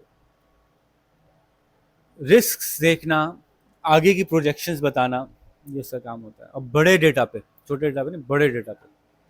तो वो एक्चुरियल साइंसेस बड़ा ज़बरदस्त टॉपिक है। किसी को बहुत ज़्यादा पैसे वाली जॉब करनी है, बहुत ज़्यादा पैसे मिलते हो और वो मेहनत कर सकता हो, लग के मेहनत कर सकता हो, तो एक्चुरियल साइंसेस में चला जाए। हाँ, लेकिन एक्चुअल साइंस में एक मसला है कि एक्चुअल साइंस की ज़्यादातर जॉब्स है ना फाइनेंशियल इंस्टीट्यूशंस में, यानी सूद बेस्ड। कुछ कुछ हैं जो कंपनीज में भी हैं, लेकिन ज़्यादातर फाइनेंशियल, बैंक करता है, इंश्योरेंस कंपनी करती है, स्टॉक मार्केट्स करती हैं। खैर वापस आते हैं, तो मार्केट रिसर्च का डेटा केयरफुली कलेक्ट करना चाहिए क्योंकि डेटा में काफ़ी गड़बड़ हो सकती है। सेकेंडरी रिसर्च क्या होती है कि आप पहले से हुई भी रिसर्च को देख लो भाई। अब वो तो बेताचा सोर्सेज हैं, इसके पूरा चार्ट बना हुआ है, मैं इसमें ज़्यादा डिटेल में इसलिए नहीं जाऊँगा कि उसमें कोई टेक्निकल बात है नहीं, ये आप आराम से कर सकते हैं खुद ही। पेज नंबर 151 पे बड़ा खूबसूरत चार्ट बना हुआ है। प्राइमरी रिसर्च के मेथड्स तो हमने डिस्कस कर ही लिए, उसमें सेकेंडरी रिसर्च के सोर्सेज बताए हुए हैं। इंटरनल भी सोर्सेज होते हैं सेकेंडरी रिसर्च के, एक्सटर्नल भी होते हैं। इंटरनल सोर्स कैसे हो गया सेकेंडरी रिसर्च का? डेटा पहले से कलेक्ट हुआ था। मिसाल के तौर पे एक सेल्स वाला बंदा सारी जगह की सेल्स लिख लिख के ला रहा था, अब उसका जो पैड है वो एक सेकेंडरी रिसर्च का सोर्स हो गया। पहले से डेटा कलेक्टेड है, निकाल के उसमें रिसर्च कर लो। रिसीट्स हैं आपके, सेल्स जर्नल्स हैं आपके, कस्टमर रिकॉर्ड है, वगैरह वगैरह। और एक्सटर्नल सोर्स भी हैं, उसमें इंटरनेट भी है, वो एम्प्लॉय एसोसिएशन भी हैं, उसमें ट्रेड एसोसिएशन भी हैं, गवर्नमेंट सोर्सेज भी हैं, बहुत कुछ है। पूरा एक डेटा अच्छा सा दिया हुआ है, अखबार भी हैं, यहाँ से आप इसको देख सकते हैं। सेकेंडरी रिसर्च क्विक होती है, जल्दी से आप फैसला कर लेते हैं। हमेशा आपको पता है कि प्राइमरी रिसर्च से पहले भी सेकेंडरी रिसर्च ही होती है।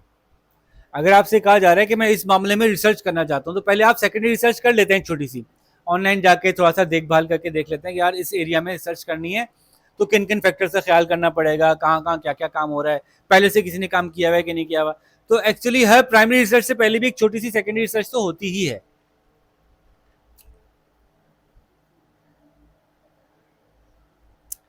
ठीक है जी, क्वेश्चन है बनाना सिखाना था, वो मैंने आपको सिखाया था। और जब पूरी रिसर्च हो जाती है तो डेटा को प्रेजेंट करा जाता है ग्राफिकली, ताकि चीज़ें समझने में आसानी हो। तो ये चीज़ें आपको पता हैं ही। बार डायग्राम होती है जिसमें आप ये डेटा की बार्स को कंपेयर करते हैं कि किस साल किसका डेटा ज़्यादा था। पाई चार्ट होता है, पाई चार्ट भी आप लोगों ने देखा हुआ है कि अगर 100% मार्केट शेयर है तो 25% उसका है, नहीं 75% हमारा है, तो पाई चार्ट से भी आप बताते हैं। लाइन ग्राफ भी होता है कि आपके स्कोर कैसे जा रहा है पिछले सालों के मुकाबले में, इस साल कैसे जा रहा है। तो मुख्तलिफ तरह के ग्राफ्स के थ्रू आप दिखा सकते हैं।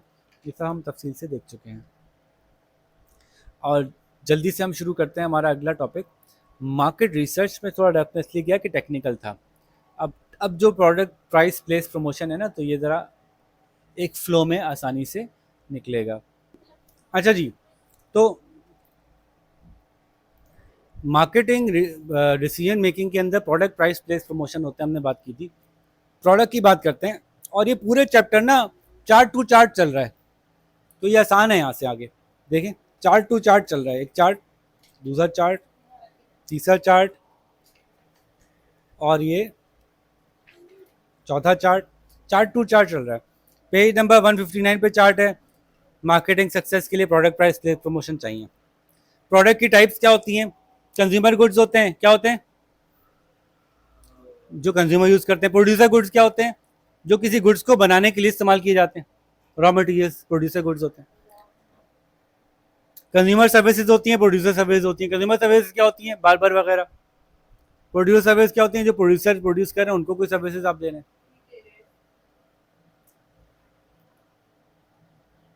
फिर प्रोडक्ट सक्सेसफुल करने के लिए क्या चीज़ें ज़रूरी हैं, ये अगर आप नहीं भी पढ़ेंगे तब भी आपके जहन में होनी चाहिए। एक सक्सेसफुल प्रोडक्ट क्या होता है? कस्टमर को सेटिस्फाई करता हूँ, प्राइस उसकी मैनेजेबल हो, ठीक है, वो अपने कंपेटिटर्स से बेहतर परफॉर्म करता हूँ। भाई देखे बगैर बता रहा हूँ, ऐसी चीज़ें निकाल लेंगे आप, देख के पढ़ लेते हैं तो और आसान हो जाएगा। Satisfy existing need, good design, good performance, good reliability, stimulating new wants, not too expensive, able to defeat competition, have some distinctions, uniqueness. ठीक है, बात समझ आ रही है? तो ये तो वो बातें थी जो आप बुक के बगैर ही बता सकते हैं कि एक सक्सेसफुल प्रोडक्ट, आप जो प्रोडक्ट लेते हैं वो आपको क्यों पसंद है, उसमें क्या क्या फीचर्स हैं, तो वो आपसे बता देंगे। कस्टमर सेटिस्फेक्शन है, यूनिक प्रोडक्ट है, अच्छी ब्रांडिंग करता है, प्राइसिंग अच्छी है, वगैरह वगैरह। ठीक है भाई, प्रोडक्ट डेवलपमेंट का की साइकिल क्या है ये आपके पास लिखी होनी चाहिए। What makes a product successful का चार्ट 161 पे था। फिर प्रोडक्ट डेवलपमेंट साइकिल क्या है, ये भी अगर आज आप सोचोगे ना, आप वैसे ही बता देना चाहिए आपको। एक बिजनेस के स्टूडेंट को अब इस वक्त तो बता देना चाहिए कि प्रोडक्ट डेवलपमेंट साइकिल क्या होनी चाहिए। सबसे पहले आइडिया आएगा, उसके पास रिसर्च आएगी, फिर रिसर्च के अंदर जो है वो आप ये देखेंगे दोनों चीजें, प्रोडक्ट के बारे में भी रिसर्च करेंगे कि ये हम बना सकते हैं कि नहीं बना सकते, उसकी मार्केट के बारे में भी रिसर्च करेंगे कि ये मार्केट में बिकेगा कि नहीं बिकेगा। जब आपने रिसर्च करके फैसला कर लिया कि हाँ भाई ठीक है, तो फिर आप उसका क्या बनाएंगे, प्रोटोटाइप। ये याद होना चाहिए भाई आपको, प्रोटोटाइप का क्या मतलब होता है, मार्केट टेस्ट करने के लिए प्रोटोटाइप बनाते हैं। ठीक है, अभी हमारा क्या स्टाइल हो गया दुनिया में, प्रोटोटाइप ज्यादा अच्छा होता है, जब लॉन्च करते हैं तो अच्छा नहीं होता। प्रोटोटाइप हम किस शक्ल में लेके आते हैं, सीबीयूज की शक्ल में, गाड़ियों की मार्केट की बात कर रहा हूँ। ज्यादा चॉकलेट जो खाई थी, आप लोगों को चॉकलेट याद है किसी को, एक नई चॉकलेट लॉन्च हुई थी मार्केट में, नाम नहीं लूंगा फिर बिला वजह, और वो प्रोडक्ट जो है वो हमने ली डेयरी मिल्क के मुकाबले में आधी से कम कीमत की, और इतनी टेस्टी कि हमने कहा वाह यार। एक चॉकलेट लॉन्च हुई थी, वो लॉन्च हुई, हमने वो अपने इनिशियल फेज में थी, हमने वो प्रोडक्ट यूज की, तो जब वो एक्चुअली मार्केट में सेकंड उस पर लॉन्च हुई, फेज में प्रॉपर लॉन्च हुई, फुल लॉन्च हुई, तो उसका वो टेस्ट ही नहीं था। गाड़ियों में भी ये करते हैं, कंप्लीटली बिल्ड यूनिट आते हैं, सीबीयू कहते हैं इसको, मार्केट टेस्ट करनी होती है तो सीबीयू से मार्केट टेस्ट करते हैं, और उसके बाद जब एक्चुअल यहाँ का सीकेडी बनाते हैं और लोकल बनाते हैं, तो वो बात ही नहीं होती इसमें। ठीक है, तो प्रोटोटाइप डेवलप करते हैं ताकि क्या हो सके, प्रोटोटाइप की वजह से भी एक रिसर्च होती है, लोगों को देके यूज करके देखते हैं कोई फ्लॉज हैं, कोई खराबियां तो दूर हो जाएं। उसके बाद जो है वो एक सॉफ्ट लॉन्च होती है, क्या होती है, सॉफ्ट लॉन्च होती है सेलेक्टेड मार्केट में, इसको कहते हैं मार्केट टेस्टिंग। ठीक है, सॉफ्ट लॉन्च होती है, मार्केट टेस्ट की जाती है, जब मार्केट टेस्ट हो जाती है तो फिर फुल लॉन्च होती है। ये प्रोडक्ट डेवलपमेंट साइकिल है, याद होनी चाहिए जी। बताइएगा जरा क्या क्या है फटाफट। ठीक है जी, इसी के हवाले से एक और चीज आ गई सामने, अपना प्रोडक्ट बनाएं तो अपना ब्रांड इमेज ही बना लें। ब्रांड इमेज बनाने के क्या फायदे हैं, पूरा चार्ट दिया है 163 पे। अगेन आपको बुक देखने की जरूरत नहीं होनी चाहिए, वैसे ही आप तो आप कस्टमर है ना, आप मार्केट में बैठे हैं, आपको खुद पता है आपको क्यों खरीदते हैं कोई प्रोडक्ट। अगर किसी का ब्रांड इमेज अच्छा है उससे क्या फायदा होगा, ब्रांड इमेज अच्छा होने से आप अच्छी एडवर्टाइजिंग कर सकते हैं, ज़्यादा मार्केट को कैप्चर कर सकते हैं, कस्टमर को ज़्यादा याद रहेंगे आप जो हैं वो ज़्यादा अच्छी पैकेजिंग कर सकेंगे, यूनिक होगी आपकी पैकेजिंग, आपकी प्राइसिंग अलग हो सकती है, आप जो है वो अच्छा स्टैंडर्ड मेंटेन कर सकते हैं। ठीक है, इसी तरह से प्रोडक्ट बनाने में क्या पैकेजिंग का कोई रोल है, पैकेजिंग का रोल मार्केटिंग वाला भी है और सेफ्टी सिक्योरिटी वाला भी है, प्रोडक्ट की लाइफ मेंटेन करने वाला भी है, दोनों काम है ना। तो पैकेजिंग के दो रुख हैं, एक लुक्स और एक यूजफुलनेस, दोनों रुख हैं पैकेजिंग के। ठीक है, आपको पता है कि एक तेल की तरफ हम इसलिए चले गए कि उसकी बोतल की हैंडलिंग ज्यादा आसान थी।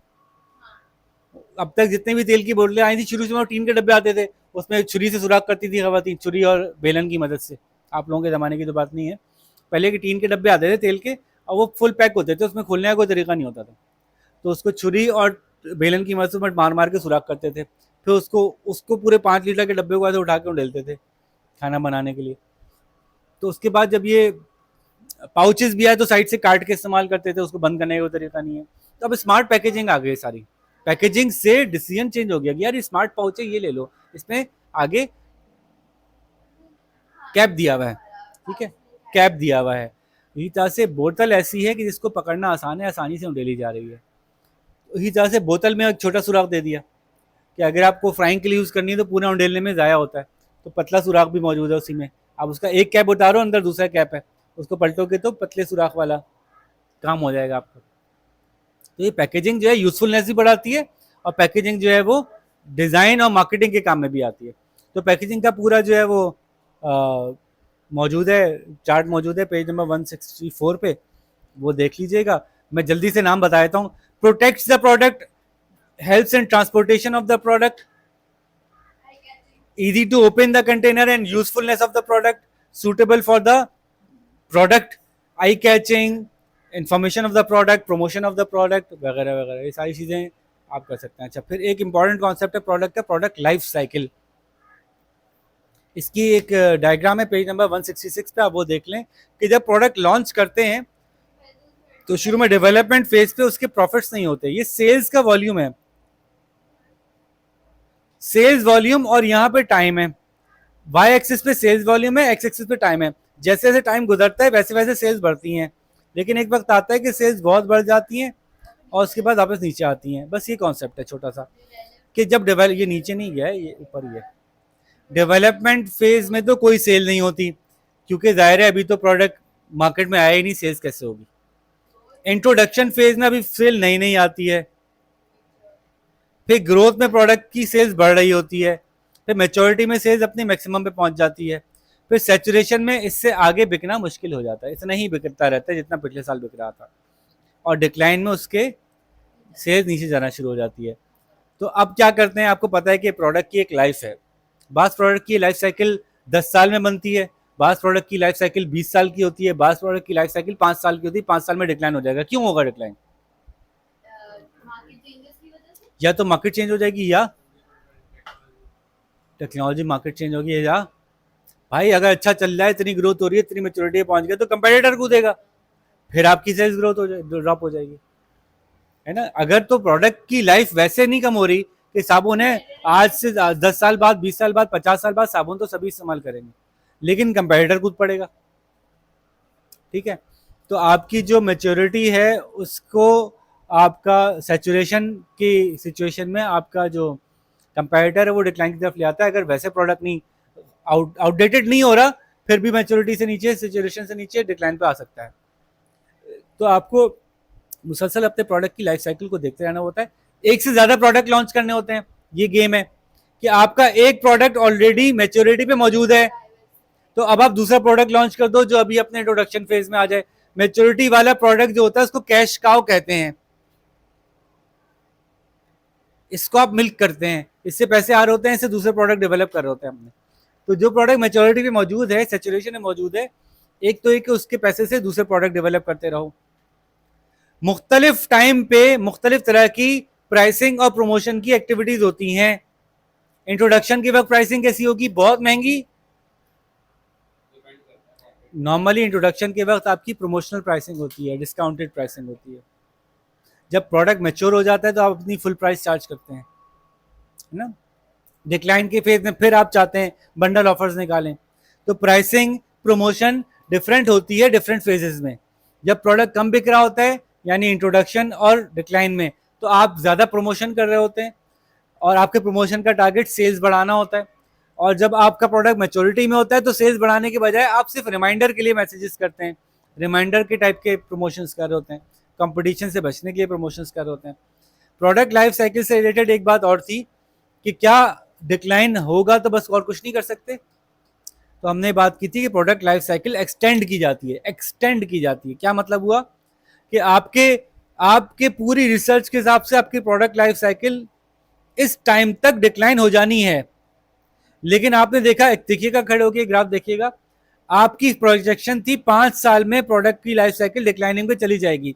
आपने स्ट्रेटेजी ऐसी अपनाई कि यहां से और ऊपर चली गई, और उसके बाद फिर स्ट्रेटेजी ऐसी अपनाई कि यहां से और ऊपर चली गई। ये प्रोडक्ट लाइफ साइकिल एक्सटेंशन होती है। कैसे हो सकती है, इसका चार्ट पेज नंबर 167 में मौजूद है, आप देख सकते हैं। उससे हम बहुत सारी बातें वैसे ही बता सकते हैं, अगेन वैसे ही बता सकते हैं। प्रोडक्ट बिकना कम हो रहा है, अब क्या करें? ज़्यादा मार्केटिंग कर लो, प्रोडक्ट में नए फीचर्स ऐड कर लो। अचानक से लोगों को यार ये भी चीज़ है ज़बरदस्त, उसके नए वेरिएशंस निकाल के ले आओ, तो आप देखें पूरी लिखी है, introduction new variations, sell into new market, मजीद उन लोगों को भी बेचो जिनको पहले नहीं बेच रहे थे, make small changes in the product, Honda CD70 की तरह से स्टिकर चेंज करते हैं, नया मॉडल आ जाता है, हर साल नया मॉडल डालते हैं, स्टिकर चेंज करते हैं उसका, नई एडवर्टाइजिंग कैंपेन ले आए, नए ब्रांड एम्बेसडर बना दें, अब हमारी मायरा खान हो गई, अब हमारी इमरान खान हो गई, नहीं सॉरी क्या हो यार, कोई ना कोई खान ही होते हैं ना सारे actor. Introduce are new and improve version of the old product, sell through additional different retail outlet, मजीद लोगों को पकड़ने, तो अपनी प्रोडक्ट लाइफ साइकिल को आप एक्सटेंड कर सकते हैं। ऑनलाइन में आ गए, हाँ वो भी मौजूद है, ठीक है। अच्छा ये हमने बात की प्रोडक्ट की, अब हम फटाफट बात करते हैं प्राइसिंग की। मार्केटिंग मिक्स में प्राइसिंग स्ट्रेटजीज बड़ी जबरदस्त सी मौजूद है, बहुत ही आसान सी बात है। प्राइसिंग की बहुत से तरीके होते हैं, जैसे मैंने अभी बताया कि लाइफ साइकिल के हिसाब से प्राइसिंग करते हैं ना, इंट्रोडक्शन और डिक्लाइन के वक्त सस्ता करते हैं, मैच्योरिटी के वक्त प्रॉपर प्राइसिंग करते हैं। प्राइसिंग के मुख्तलिफ तरीके हैं, एक कॉस्ट प्लस है। कॉस्ट प्लस क्या होता है भाई, आपने निकाला भाई जितनी प्राइस हो, जितने का ही बनेगा 10% ऊपर के भेजूंगा, बस सोचा नहीं आपने कंपटीशन कैसा है, मार्केट में कितने का बिक रहा है, दूसरे क्या कर रहे हैं, वो कोई जरूरत ही नहीं है इतनी। ये कब होता है, ये कब होता है जब ब्रांडिंग नहीं हुई भी होती, कोई खास मास प्रोडक्ट बेच रहे होते हैं, सभी ऐसे ही चल रहे होते हैं, चावल बेच रहे हैं मार्केट में, सब चावल ऐसे ही बेच रहे हैं कि भाई जितने का ले रहे हैं 10% ऊपर रख के मार्केट में बेच देते हैं। तो ऐसे जनरलाइज प्रोडक्ट में कॉस्ट प्लस प्राइसिंग होती है आमतौर पर, ठीक है। ये ज़्यादा बड़ी सेल कर रहे हैं, होलसेल की मार्केट में बैठे हुए, तो ये एक कॉस्ट प्लस सेलिंग होती है, cost plus price, cost plus price लफ्ज से ही समझ में आ रहा है, कॉस्ट में प्लस कर लिया आपने कि भाई बस इतना मार्जिन रखो भेज दो, आसान है इसको इस्तेमाल करना, प्राइस कैलकुलेशन में कोई रिसर्च की जरूरत नहीं, सीधे भेज दो, ठीक है। उसके साथ मसला क्या है, कॉस्ट प्लस से मसला है कंपटीशन के हिसाब से नहीं रखी हुई आपने, मार्केट को पता ही नहीं किया कि भाई लोग इतना अफोर्ड कर सकेंगे नहीं कर सकेंगे, हमने 20% प्लस कर दिया, पता चला लोग 5% नहीं अफोर्ड कर रहे थे, ठीक है। इसी तरह से बिजनेस की मुख्तलिफ सिचुएशन की एडजस्टमेंट नहीं हुई, इसमें सीधी सीधी खड़ा प्राइस आ गई, इसकी वजह से इससे मुश्किलात हो सकती हैं। एक प्राइस होती है कंपेटिटिव प्राइस, ये क्या होती होगी भाई, अपनी रिसर्च ना करो भाई, जितने का दूसरे बेच रहे हैं उतने का ही बेच दो, थोड़ा सा नीचे रख के, थोड़ा सा नीचे रख के, भाई ये बताओ कि बराबर वाले स्कूल की कितनी कितनी फीस है, इतनी फीस है, उसके बराबर वाले की इतनी फीस है, भाई हमारी भी इतनी होगी, वो 500 कम कर दो। ये नहीं देख रहे कि हमारी कॉस्ट क्या है, बहुत दफ़ा इसकी ज़रूरत भी नहीं होती और यही बेहतर होता है कि बस ठीक है, आप सेम वही प्रोडक्ट बेच रहे हो, वो भी वहाँ से खरीद रहे हैं, आप भी वहीं से खरीद रहे हो, कॉस्टिंग भी सेम ही है, सब कुछ सेम है, मार्केट में भी सेम में बैठे हो, आपकी बिल्डिंग का भी उतना रेंट है, उसकी बिल्डिंग का इतना रेंट है, उसकी प्राइस पता चल गई, उसी के आसपास अपनी प्राइस भी रख लो, कंपेटिटिव प्राइसिंग। पेनिट्रेशन प्राइसिंग क्या होती होगी, लाभ सुन के ही बता सकते हैं आप,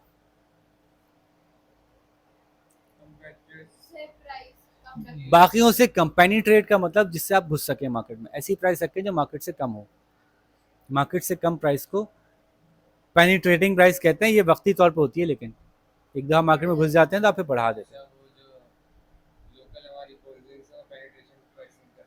अच्छा एक प्राइस स्किमिंग क्या होती है,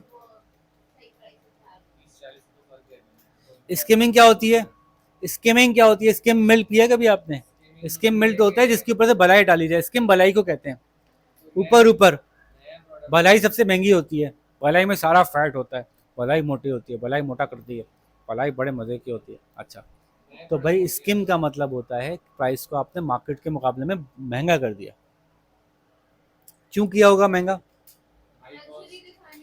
आपके प्रोडक्ट में कोई होगी खास बात, अगर आप उसको सस्ता करके बेचेंगे तो लोग बिलीव ही नहीं करेंगे कि ये जेन्युइन प्रोडक्ट है। तो बाद सिचुएशन में आप स्किमिंग करते हैं जब क्वालिटी बहुत अच्छी हो, बहुत रिसर्च एंड डेवलपमेंट लगी हो प्रोडक्ट के अंदर, प्रोडक्ट बहुत यूनिक हो, कस्टमर की खास किस्म की नीड्स को सेटिस्फाई करता हो, आप स्किमिंग कर देते हैं। अच्छा पेनिट्रेशन प्राइसिंग और प्रमोशनल प्राइसिंग ज़रा सिमिलर से चीज़ें हैं, प्रमोशनल प्राइसिंग भी होती है। प्रमोशनल के साथ क्या होता है, प्रमोशनल जरूरी नहीं है कि नए प्रोडक्ट के साथ हो, पेनिट्रेशन का मतलब होता है प्रोडक्ट नया लॉन्च हुआ है तो आप पेनिट्रेट करना चाहते हैं मार्केट में, इसलिए आपने ऐसी प्राइस रखी है। प्रमोशंस तो साल के बीच बीच में भी आती रहती है। प्रमोशनल प्राइसिंग क्या होती है, किसी खास मौसम में bye one get one free कर दें आप, ठीक है। सेकंड प्रोडक्ट हाफ प्राइस पे, 50% discount on the second purchase. वो रेस्टोरेंट्स करते हैं ना कि सेकंड सीट के ऊपर 50% डिस्काउंट। पहला बंदा आया एक स्टेक खा रहा है 2,000 रुपए का, दूसरा बंदा आप साथ ले आए आपने तो दूसरे के स्टेक जो है वो 1,000 का हो गया। प्रोमोशनल प्राइसिंग मुख्तलिफ तरह की हो सकती है। इसका पूरा चार्ट मौजूद है पेज नंबर 175 पे, आप इसको बना सकते हैं और इसके फ़ायदे समझ सकते हैं। और इसी तरह से प्राइस के अलावा ये बात का ख्याल ज़रूर रखेंगे, आपने इकोनॉमिक्स पढ़ी हुई है कि प्राइस डिसीजन के अंदर प्राइस इलास्टिसिटी का ध्यान रखा जाएगा कि आपका प्रोडक्ट ऐसा तो नहीं है कि प्राइस बढ़ाने से एकदम से कस्टमर चले जाएं, बहुत ज़्यादा इलास्टिक प्रोडक्ट तो नहीं है। आपका प्रोडक्ट बहुत इनइलास्टिक है तो फिर आप प्राइस बढ़ाएंगे तो कस्टमर नहीं जाएगा, लेकिन इनइलास्टिक है तो प्राइस कम करने का वो ज़्यादा फ़ायदा नहीं है, कोई ख़ास कस्टमर बढ़ेंगे नहीं प्राइस कम करने से, ऑलरेडी इनइलास्टिक प्रोडक्ट है, ठीक है। तो प्रोडक्ट हो गई, प्राइस हो गई, प्लेस। प्लेस का मतलब क्या हो गया, कहाँ बेचेंगे और किस तरीके से बेचेंगे, ये डिस्ट्रीब्यूशन की बात हो रही है, ये डिस्ट्रीब्यूशन की बात हो रही है, कहाँ बेचेंगे और किन जराए से बेचेंगे, ठीक है। तो इसमें आप कहते हैं चैनल्स ऑफ डिस्ट्रीब्यूशन, ये लफ्ज याद रहेगा भाई। प्लेस के डिसीजन में सबसे पहला डिसीजन होता है चैनल्स ऑफ डिस्ट्रीब्यूशन। डिस्ट्रीब्यूशन मैंने बहुत अच्छी तरह समझा दी आपको क्या होती है ना, किस तरह से गाड़ियों का काम होता है डिस्ट्रीब्यूशन में, ठीक है। तो डिस्ट्रीब्यूशन का एक चैनल है डायरेक्ट प्रोड्यूसर से कस्टमर, P2C। कोई एग्जांपल है ध्यान में P2C की? डॉलेंस रेफ्रिजरेटर ऑनलाइन डायरेक्ट आपको भी बेच रहा है, अगर आप चाहें डॉलेंस AC डायरेक्ट दराज पे जाएं, वहां से क्लिक करें और आपके घर पे आ जाएगा, कंपनी से घर पे डायरेक्ट इंस्टॉल हो जाएगा, P2C। आप डायरेक्ट चाहें तो आइडियाज के वेयर हाउस से डायरेक्ट कपड़ा आपके घर पे आ जाएगा, product producer to customer direct, इसको P2C कहते हैं। फिर कभी कभी चैनल होते हैं P2R2C। क्या मतलब? Product producer to retailer to customer. बहुत से प्रोडक्ट होते हैं जो प्रोड्यूसर आपको डायरेक्ट नहीं बेच रहा, मसलन हेड एंड शोल्डर, प्रोडक्ट नहीं बोलना था, शैम्पू।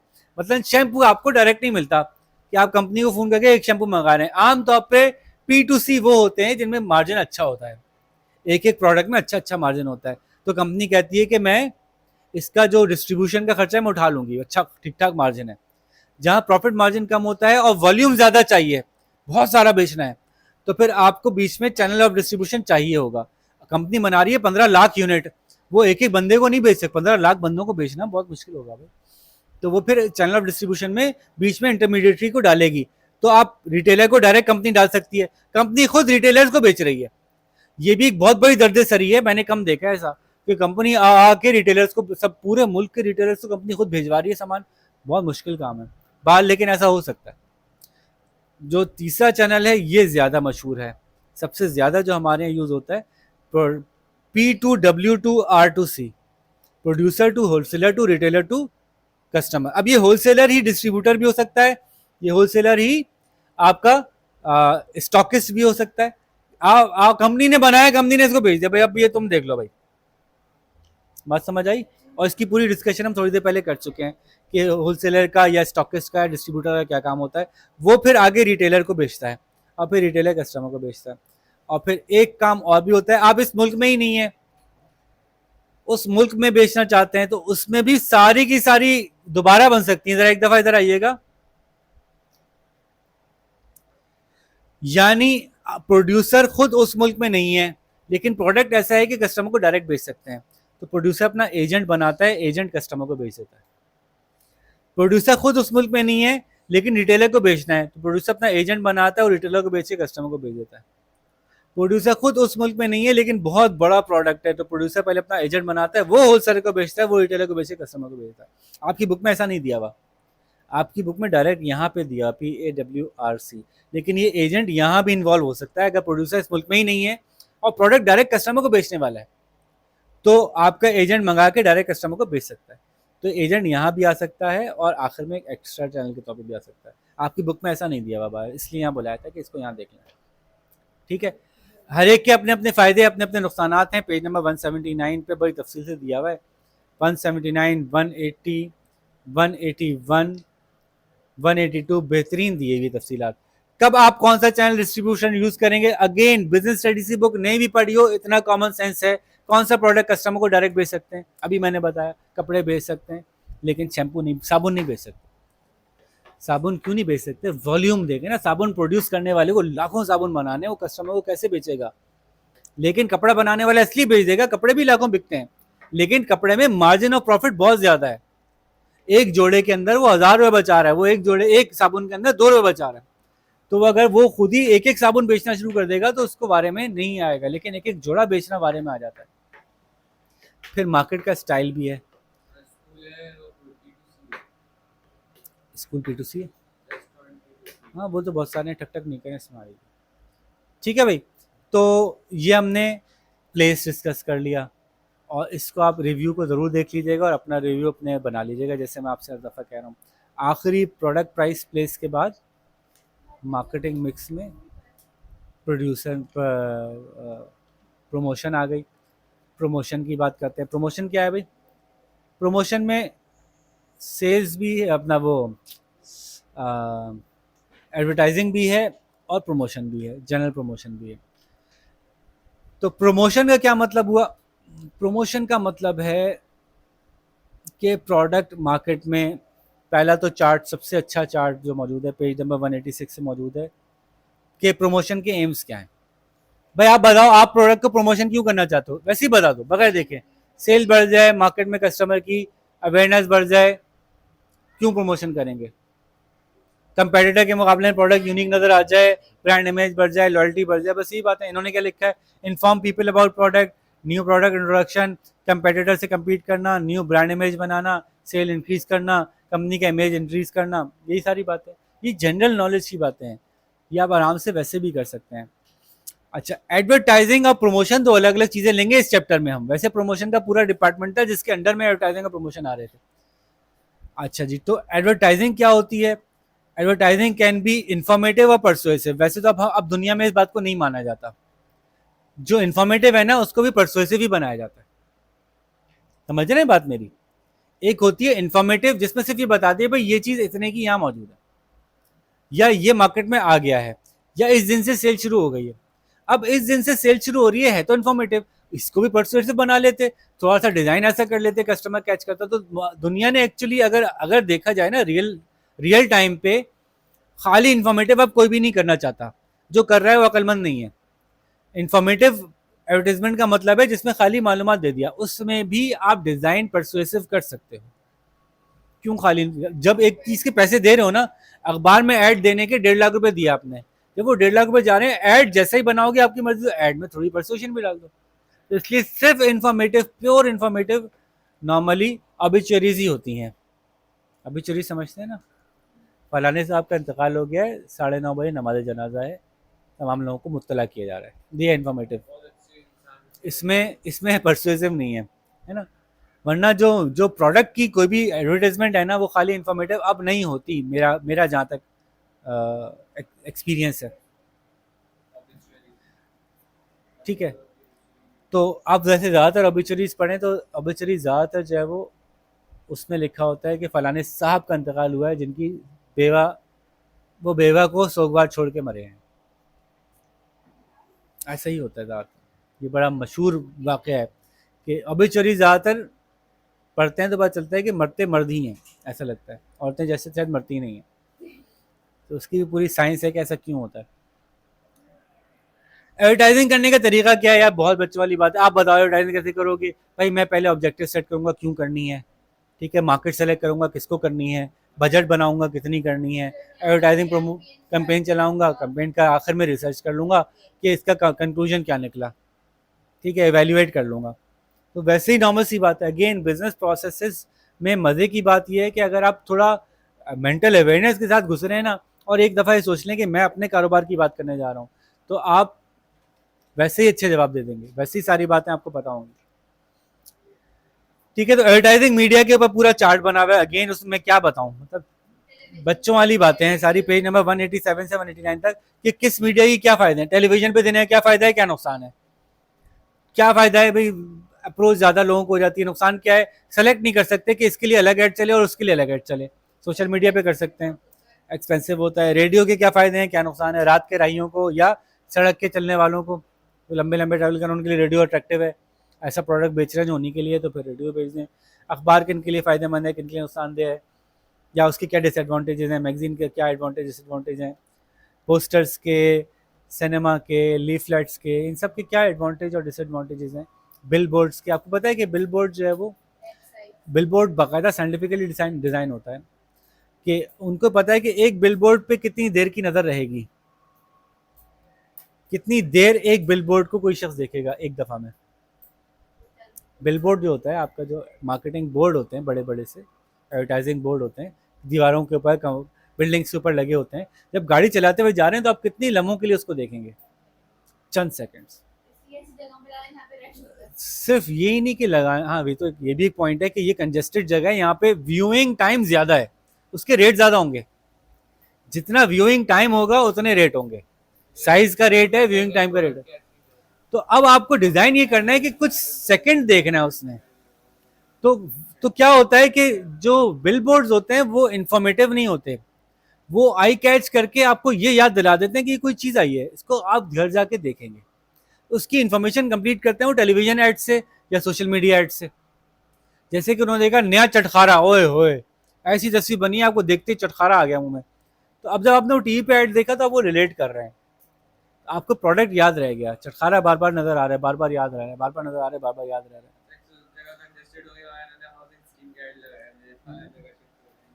ठीक है, तो टाइप्स ऑफ एडवर्टाइजिंग मीडिया के ऊपर पेज नंबर 190 के ऊपर पूरी तफसील से एक अच्छा अच्छा चार्ट बना हुआ है, वो भी देख लीजिएगा। प्रमोशन की दूसरी टाइप्स जो हैं, अगेन पेज नंबर 193 पे उनकी पूरी तफसीलात मौजूद हैं, वो चार्ट देख लीजिएगा कि आप कैसे मजीद प्रमोशंस कर सकते हैं। आप खुद मार्केट में जाते हैं, आप खुद बड़े बड़े स्टोर्स में जाके प्रमोशन इस्तेमाल करते हैं, तो प्राइस रिडक्शन का एक तरीका है, ईद पे प्राइस रिड्यूस कर दीजिए, ठीक है, मनी ऑफ कूपन दे दिए, ठीक है, buy one get one free दे दिया, बहुत कॉमन है, ठीक है, फ्री गिफ्ट दे दिए, कंपटीशंस करा दिए, आप ये मुकाबले में आ जाएं जी, जो जीतेगा उसको दे देंगे, फ्री सैंपल दे दिए, पॉइंट ऑफ सेल डिस्प्ले करा दिए। पॉइंट ऑफ सेल डिस्प्ले क्या होता है? पॉइंट ऑफ सेल किसको कहते हैं? जहाँ पे वो चीज़ बिक रही है, वो काउंटर जहाँ पे बिक रहा है, वो जहाँ पे कि वो आपके पैसे गिन रहा है, सामान के पैसे लगा रहा है। पॉइंट ऑफ सेल डेमोन्स्ट्रेशन भी होती है, वो लेके खड़ी हो जाती है, नूडल का प्याला चख के देखिए, चाय पी के देखिए। आफ्टर सेल्स सर्विस भी बहुत अच्छी प्रमोशन है, बहुत अच्छी, मेरे ख्याल से बहुत इंपॉर्टेंट होती है। जब आपने कोई चीज़ भेज दी तो आप कस्टमर से रब्ता करके पूछ रहे हैं कि कैसा लगा, कैसा दिया, कैसा दिया। तो ये अपनी जगह मार्केट को होल्ड करने का अपनी जगह इंपॉर्टेंट तरीका है प्रमोशंस का। प्रमोशन से कुछ डिसएडवांटेजेस भी हैं, जब आप प्रमोट करते हो चीज़ चीप भी हो जाती है आपकी। अगर चीज़ बहुत अच्छी है तो प्रमोशन के वक्त लोग अट्रैक्ट होते हैं। बाद लोग कहते हैं हर वक्त प्रमोशन लगी रहती है, लगता है चीज़ बिकती नहीं है इनकी, ये भी एक मसला है। या आप क्या करते हैं, जैसे कपड़ों की ब्रांड ने आदत ही बना दी लोगों की, लोगों को पता ही चल गया है कि जब आप नई चीज़ आई है तो वो एक्चुअली बहुत महंगी दे रहे हैं, थोड़ी देर में उस पर सेल लगा के असल प्राइस में आ जाएगी। तो ये एक इमेज बन गया और लोगों को, उनको मसला भी नहीं है। उन्होंने भी इस स्ट्रेटेजी को कहा कि ओके ठीक है, क्योंकि जब नई बेचते हैं तो नया प्रिंट होता है, कुछ लोगों को कुछ भी कर लो नया प्रिंट चाहिए होता है, तो वो उस प्राइस पे खरीदते हैं, फिर हम एक्चुअल प्राइस से बेच देते हैं।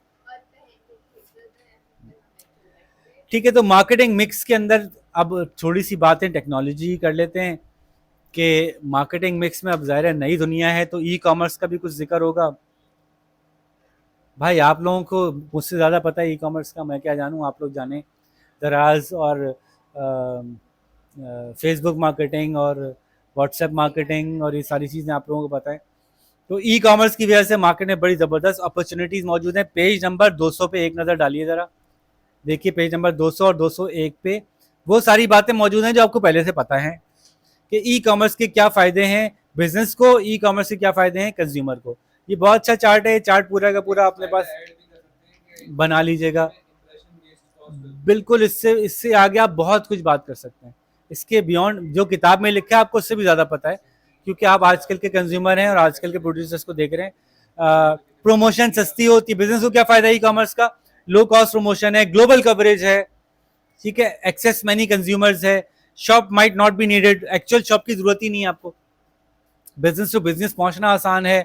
लेकिन नुकसानात क्या हैं कि वेबसाइट सेटअप करना हर एक को नहीं आती, डायरेक्ट कंज्यूमर से कांटेक्ट नहीं होता, बास प्रोडक्ट होते हैं जिनको हाथ लगा के बेच खरीदा जाता है, कंपटीशन जो है अदर वेबसाइट से बहुत ज़्यादा टफ होता है। आप खोल सकते हो तो 50 लोग पहले से खोल के बैठे होंगे आपसे।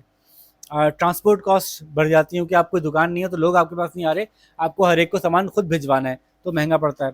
कंज्यूमर को क्या फ़ायदा है, कंज्यूमर को कन्वीनियंस बहुत ज़्यादा हो जाता है, कन्वीनियंट पड़ता है, कंपैरिजन आसान है, 4 वेबसाइट खोल के एक साथ कंपैरिजन कर लिया, पे करना आसान है, चॉइस बहुत बड़ी है, प्राइसेस कंपेटिटिव मिलती हैं ऑनलाइन। हमें तो हर जगह नहीं मिल रही, हमारे मुल्क में अभी इतना ऑनलाइन नहीं हुआ, हमारे यहाँ ऑनलाइन महंगा होता है ना, डायरेक्ट स्टोर से सस्ता पड़ता है, ऑनलाइन महंगा होती है बहुत सारी चीज़ें। और लेकिन कंज्यूमर को मसले क्या है, इंटरनेट एक्सेस चाहिए है, जो सामान ले रहे हैं वो हाथ में नहीं लिया। अभी किसी ने वो दराज के ऊपर आते हैं बड़े जोक्स ना, कुछ फोरम्स बने हैं वो सिर्फ दराज के जोक्स ही बेचते हैं, दराज के जोक क्या, दराज के स्क्रीनशॉट्स, तो भाई मज़े मज़े की चीज़ें आती हैं। किसी ने जो है वो प्रैम लगाई हुई है, प्रैम बेच रहा है, प्रैम की नेट है, प्रैम के ऊपर लगने वाली नेट बेच रहे हैं, लोग खरीद भी रहे हैं, ये समझते कि पूरी प्रैम आएगी, अरे वाह 500 की प्रैम, उस पर डिटेल में जाओ तो पता चलो खाली नेट बेच रहे हैं। तो जब घर में नेट आती है तो पता चलता है लोग घड़ी के पट्टे बेच रहे हैं, पूरी घड़ी तस्वीर बनी हुई है, लिखा हुआ है कि पट्टा है खाली, लेकिन ये कि कस्टमर तो कंफ्यूज हो गया। इसी तरह से किसी ने जो है वो अमेरिका में हुआ था कि किसी ने मिनिएचर चेयर की तस्वीर लगाई हुई थी और वो $500 की थी, तो जोन में यही आया कि चेयर ही होगी, लेकिन तस्वीर जब मिनिएचर चेयर की लगाई तो इतनी बड़ी पूरी स्क्रीन पे तस्वीर आ रही थी, तो डिटेल्स नहीं पढ़ी किसी ने, वो मंगा ली चेयर, वो मिनिएचर चेयर थी $500 की। तो ये है मसाइल, ये सारी बातें इन पेजेस पे मौजूद हैं, आप देख भी सकते हैं। और गालिबन आखिरी बात है कि इन सब को मिला के आपको बनानी होगी मार्केटिंग स्ट्रैटेजी, तो इसमें कुछ नया है नहीं, जनरल थोड़ी सी बातें हैं, वो बातें हम कर लेते हैं कि मार्केटिंग स्ट्रैटेजी जो है वो सारी चीज़ों को मिला के बनाई जाएगी। उसमें बताया जाएगा कि आपका प्रोडक्ट कैसा है, वो बता देंगे कि मार्केट किस टाइप की है, तो आप बताएंगे अगर इस टाइप की मार्केट है तो ऐसा प्रोडक्ट होना चाहिए, ऐसा प्रोडक्ट है तो ऐसी प्राइसिंग होनी चाहिए, अगर ऐसा प्रोडक्ट है तो डिस्ट्रीब्यूशन ऐसी होगी, अगर ये प्रोडक्ट के मसाइल चल रहे हैं, कंपटीशन ऐसा है तो प्रमोशन हम इस तरह से करेंगे। ये रियल टाइम बात होगी, आपको अपनी बात को जस्टिफाई करना पड़ेगा।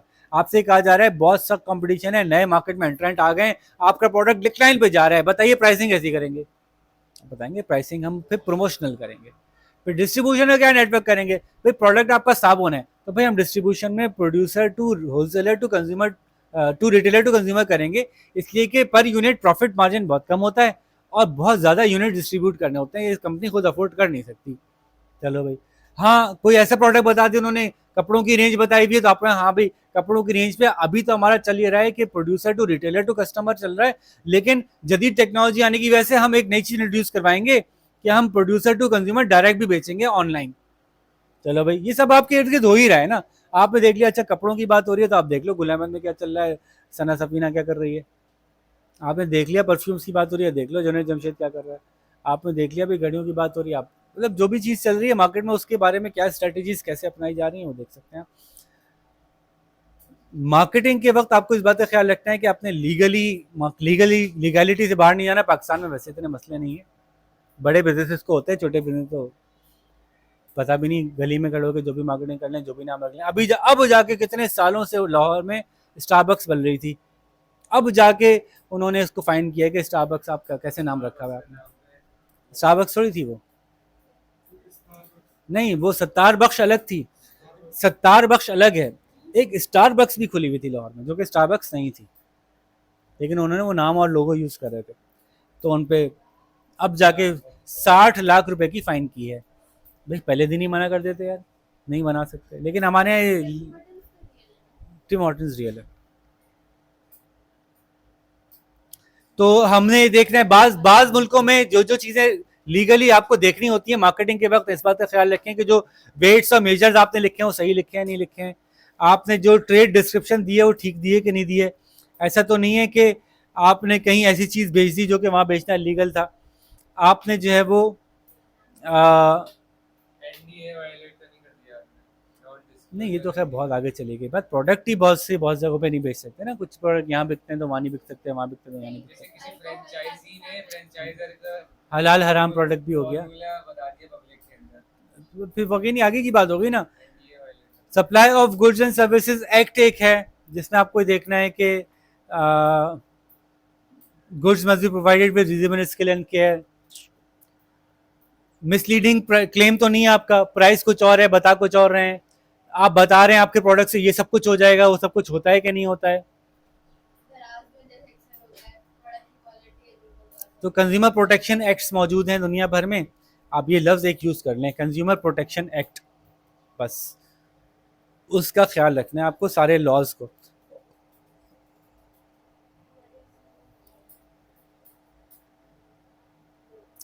और उसके अलावा इन्होंने कहा कि मार्केटिंग इन अदर कंट्रीज़ भी हम इसी में डिस्कस कर लेते हैं।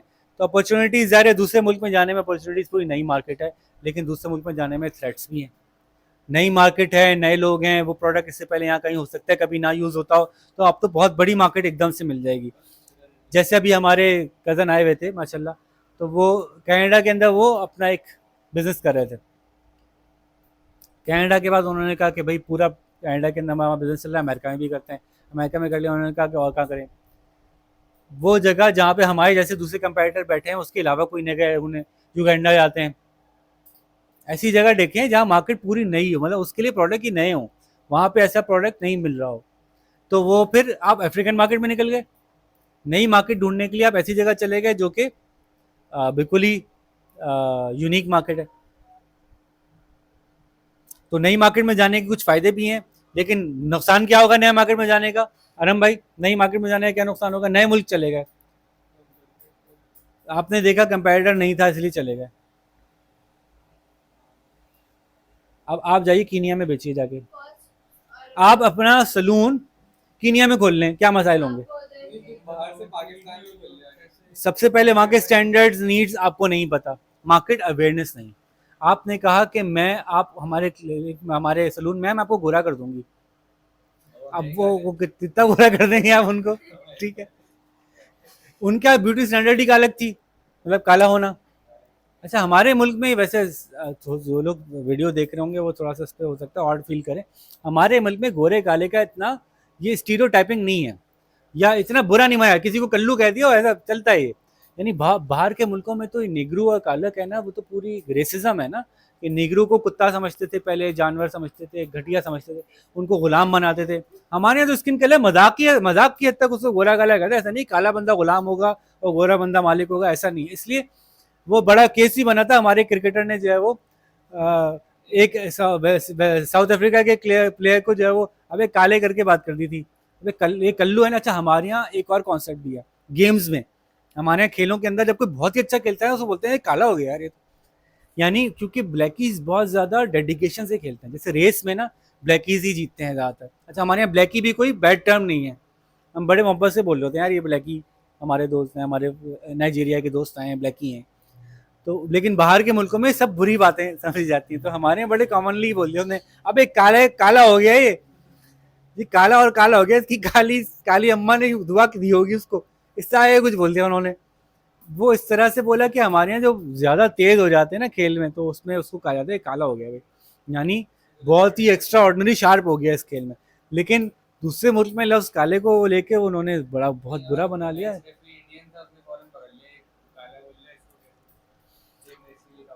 तो बहरहाल ये भी होता है, हम वापस आ जाएं, बातें पता नहीं कहाँ से कहाँ निकल गई। तो इंटरनेशनल मार्केट में आपको लैक ऑफ नॉलेज होती है, कल्चरल डिफरेंसेस होते हैं, एक्सचेंज रेट का इम्पैक्ट होता है, आपको नहीं पता, आपने पहुंच गए बाद में पता चला, ये तो बड़ा मसला हो गया।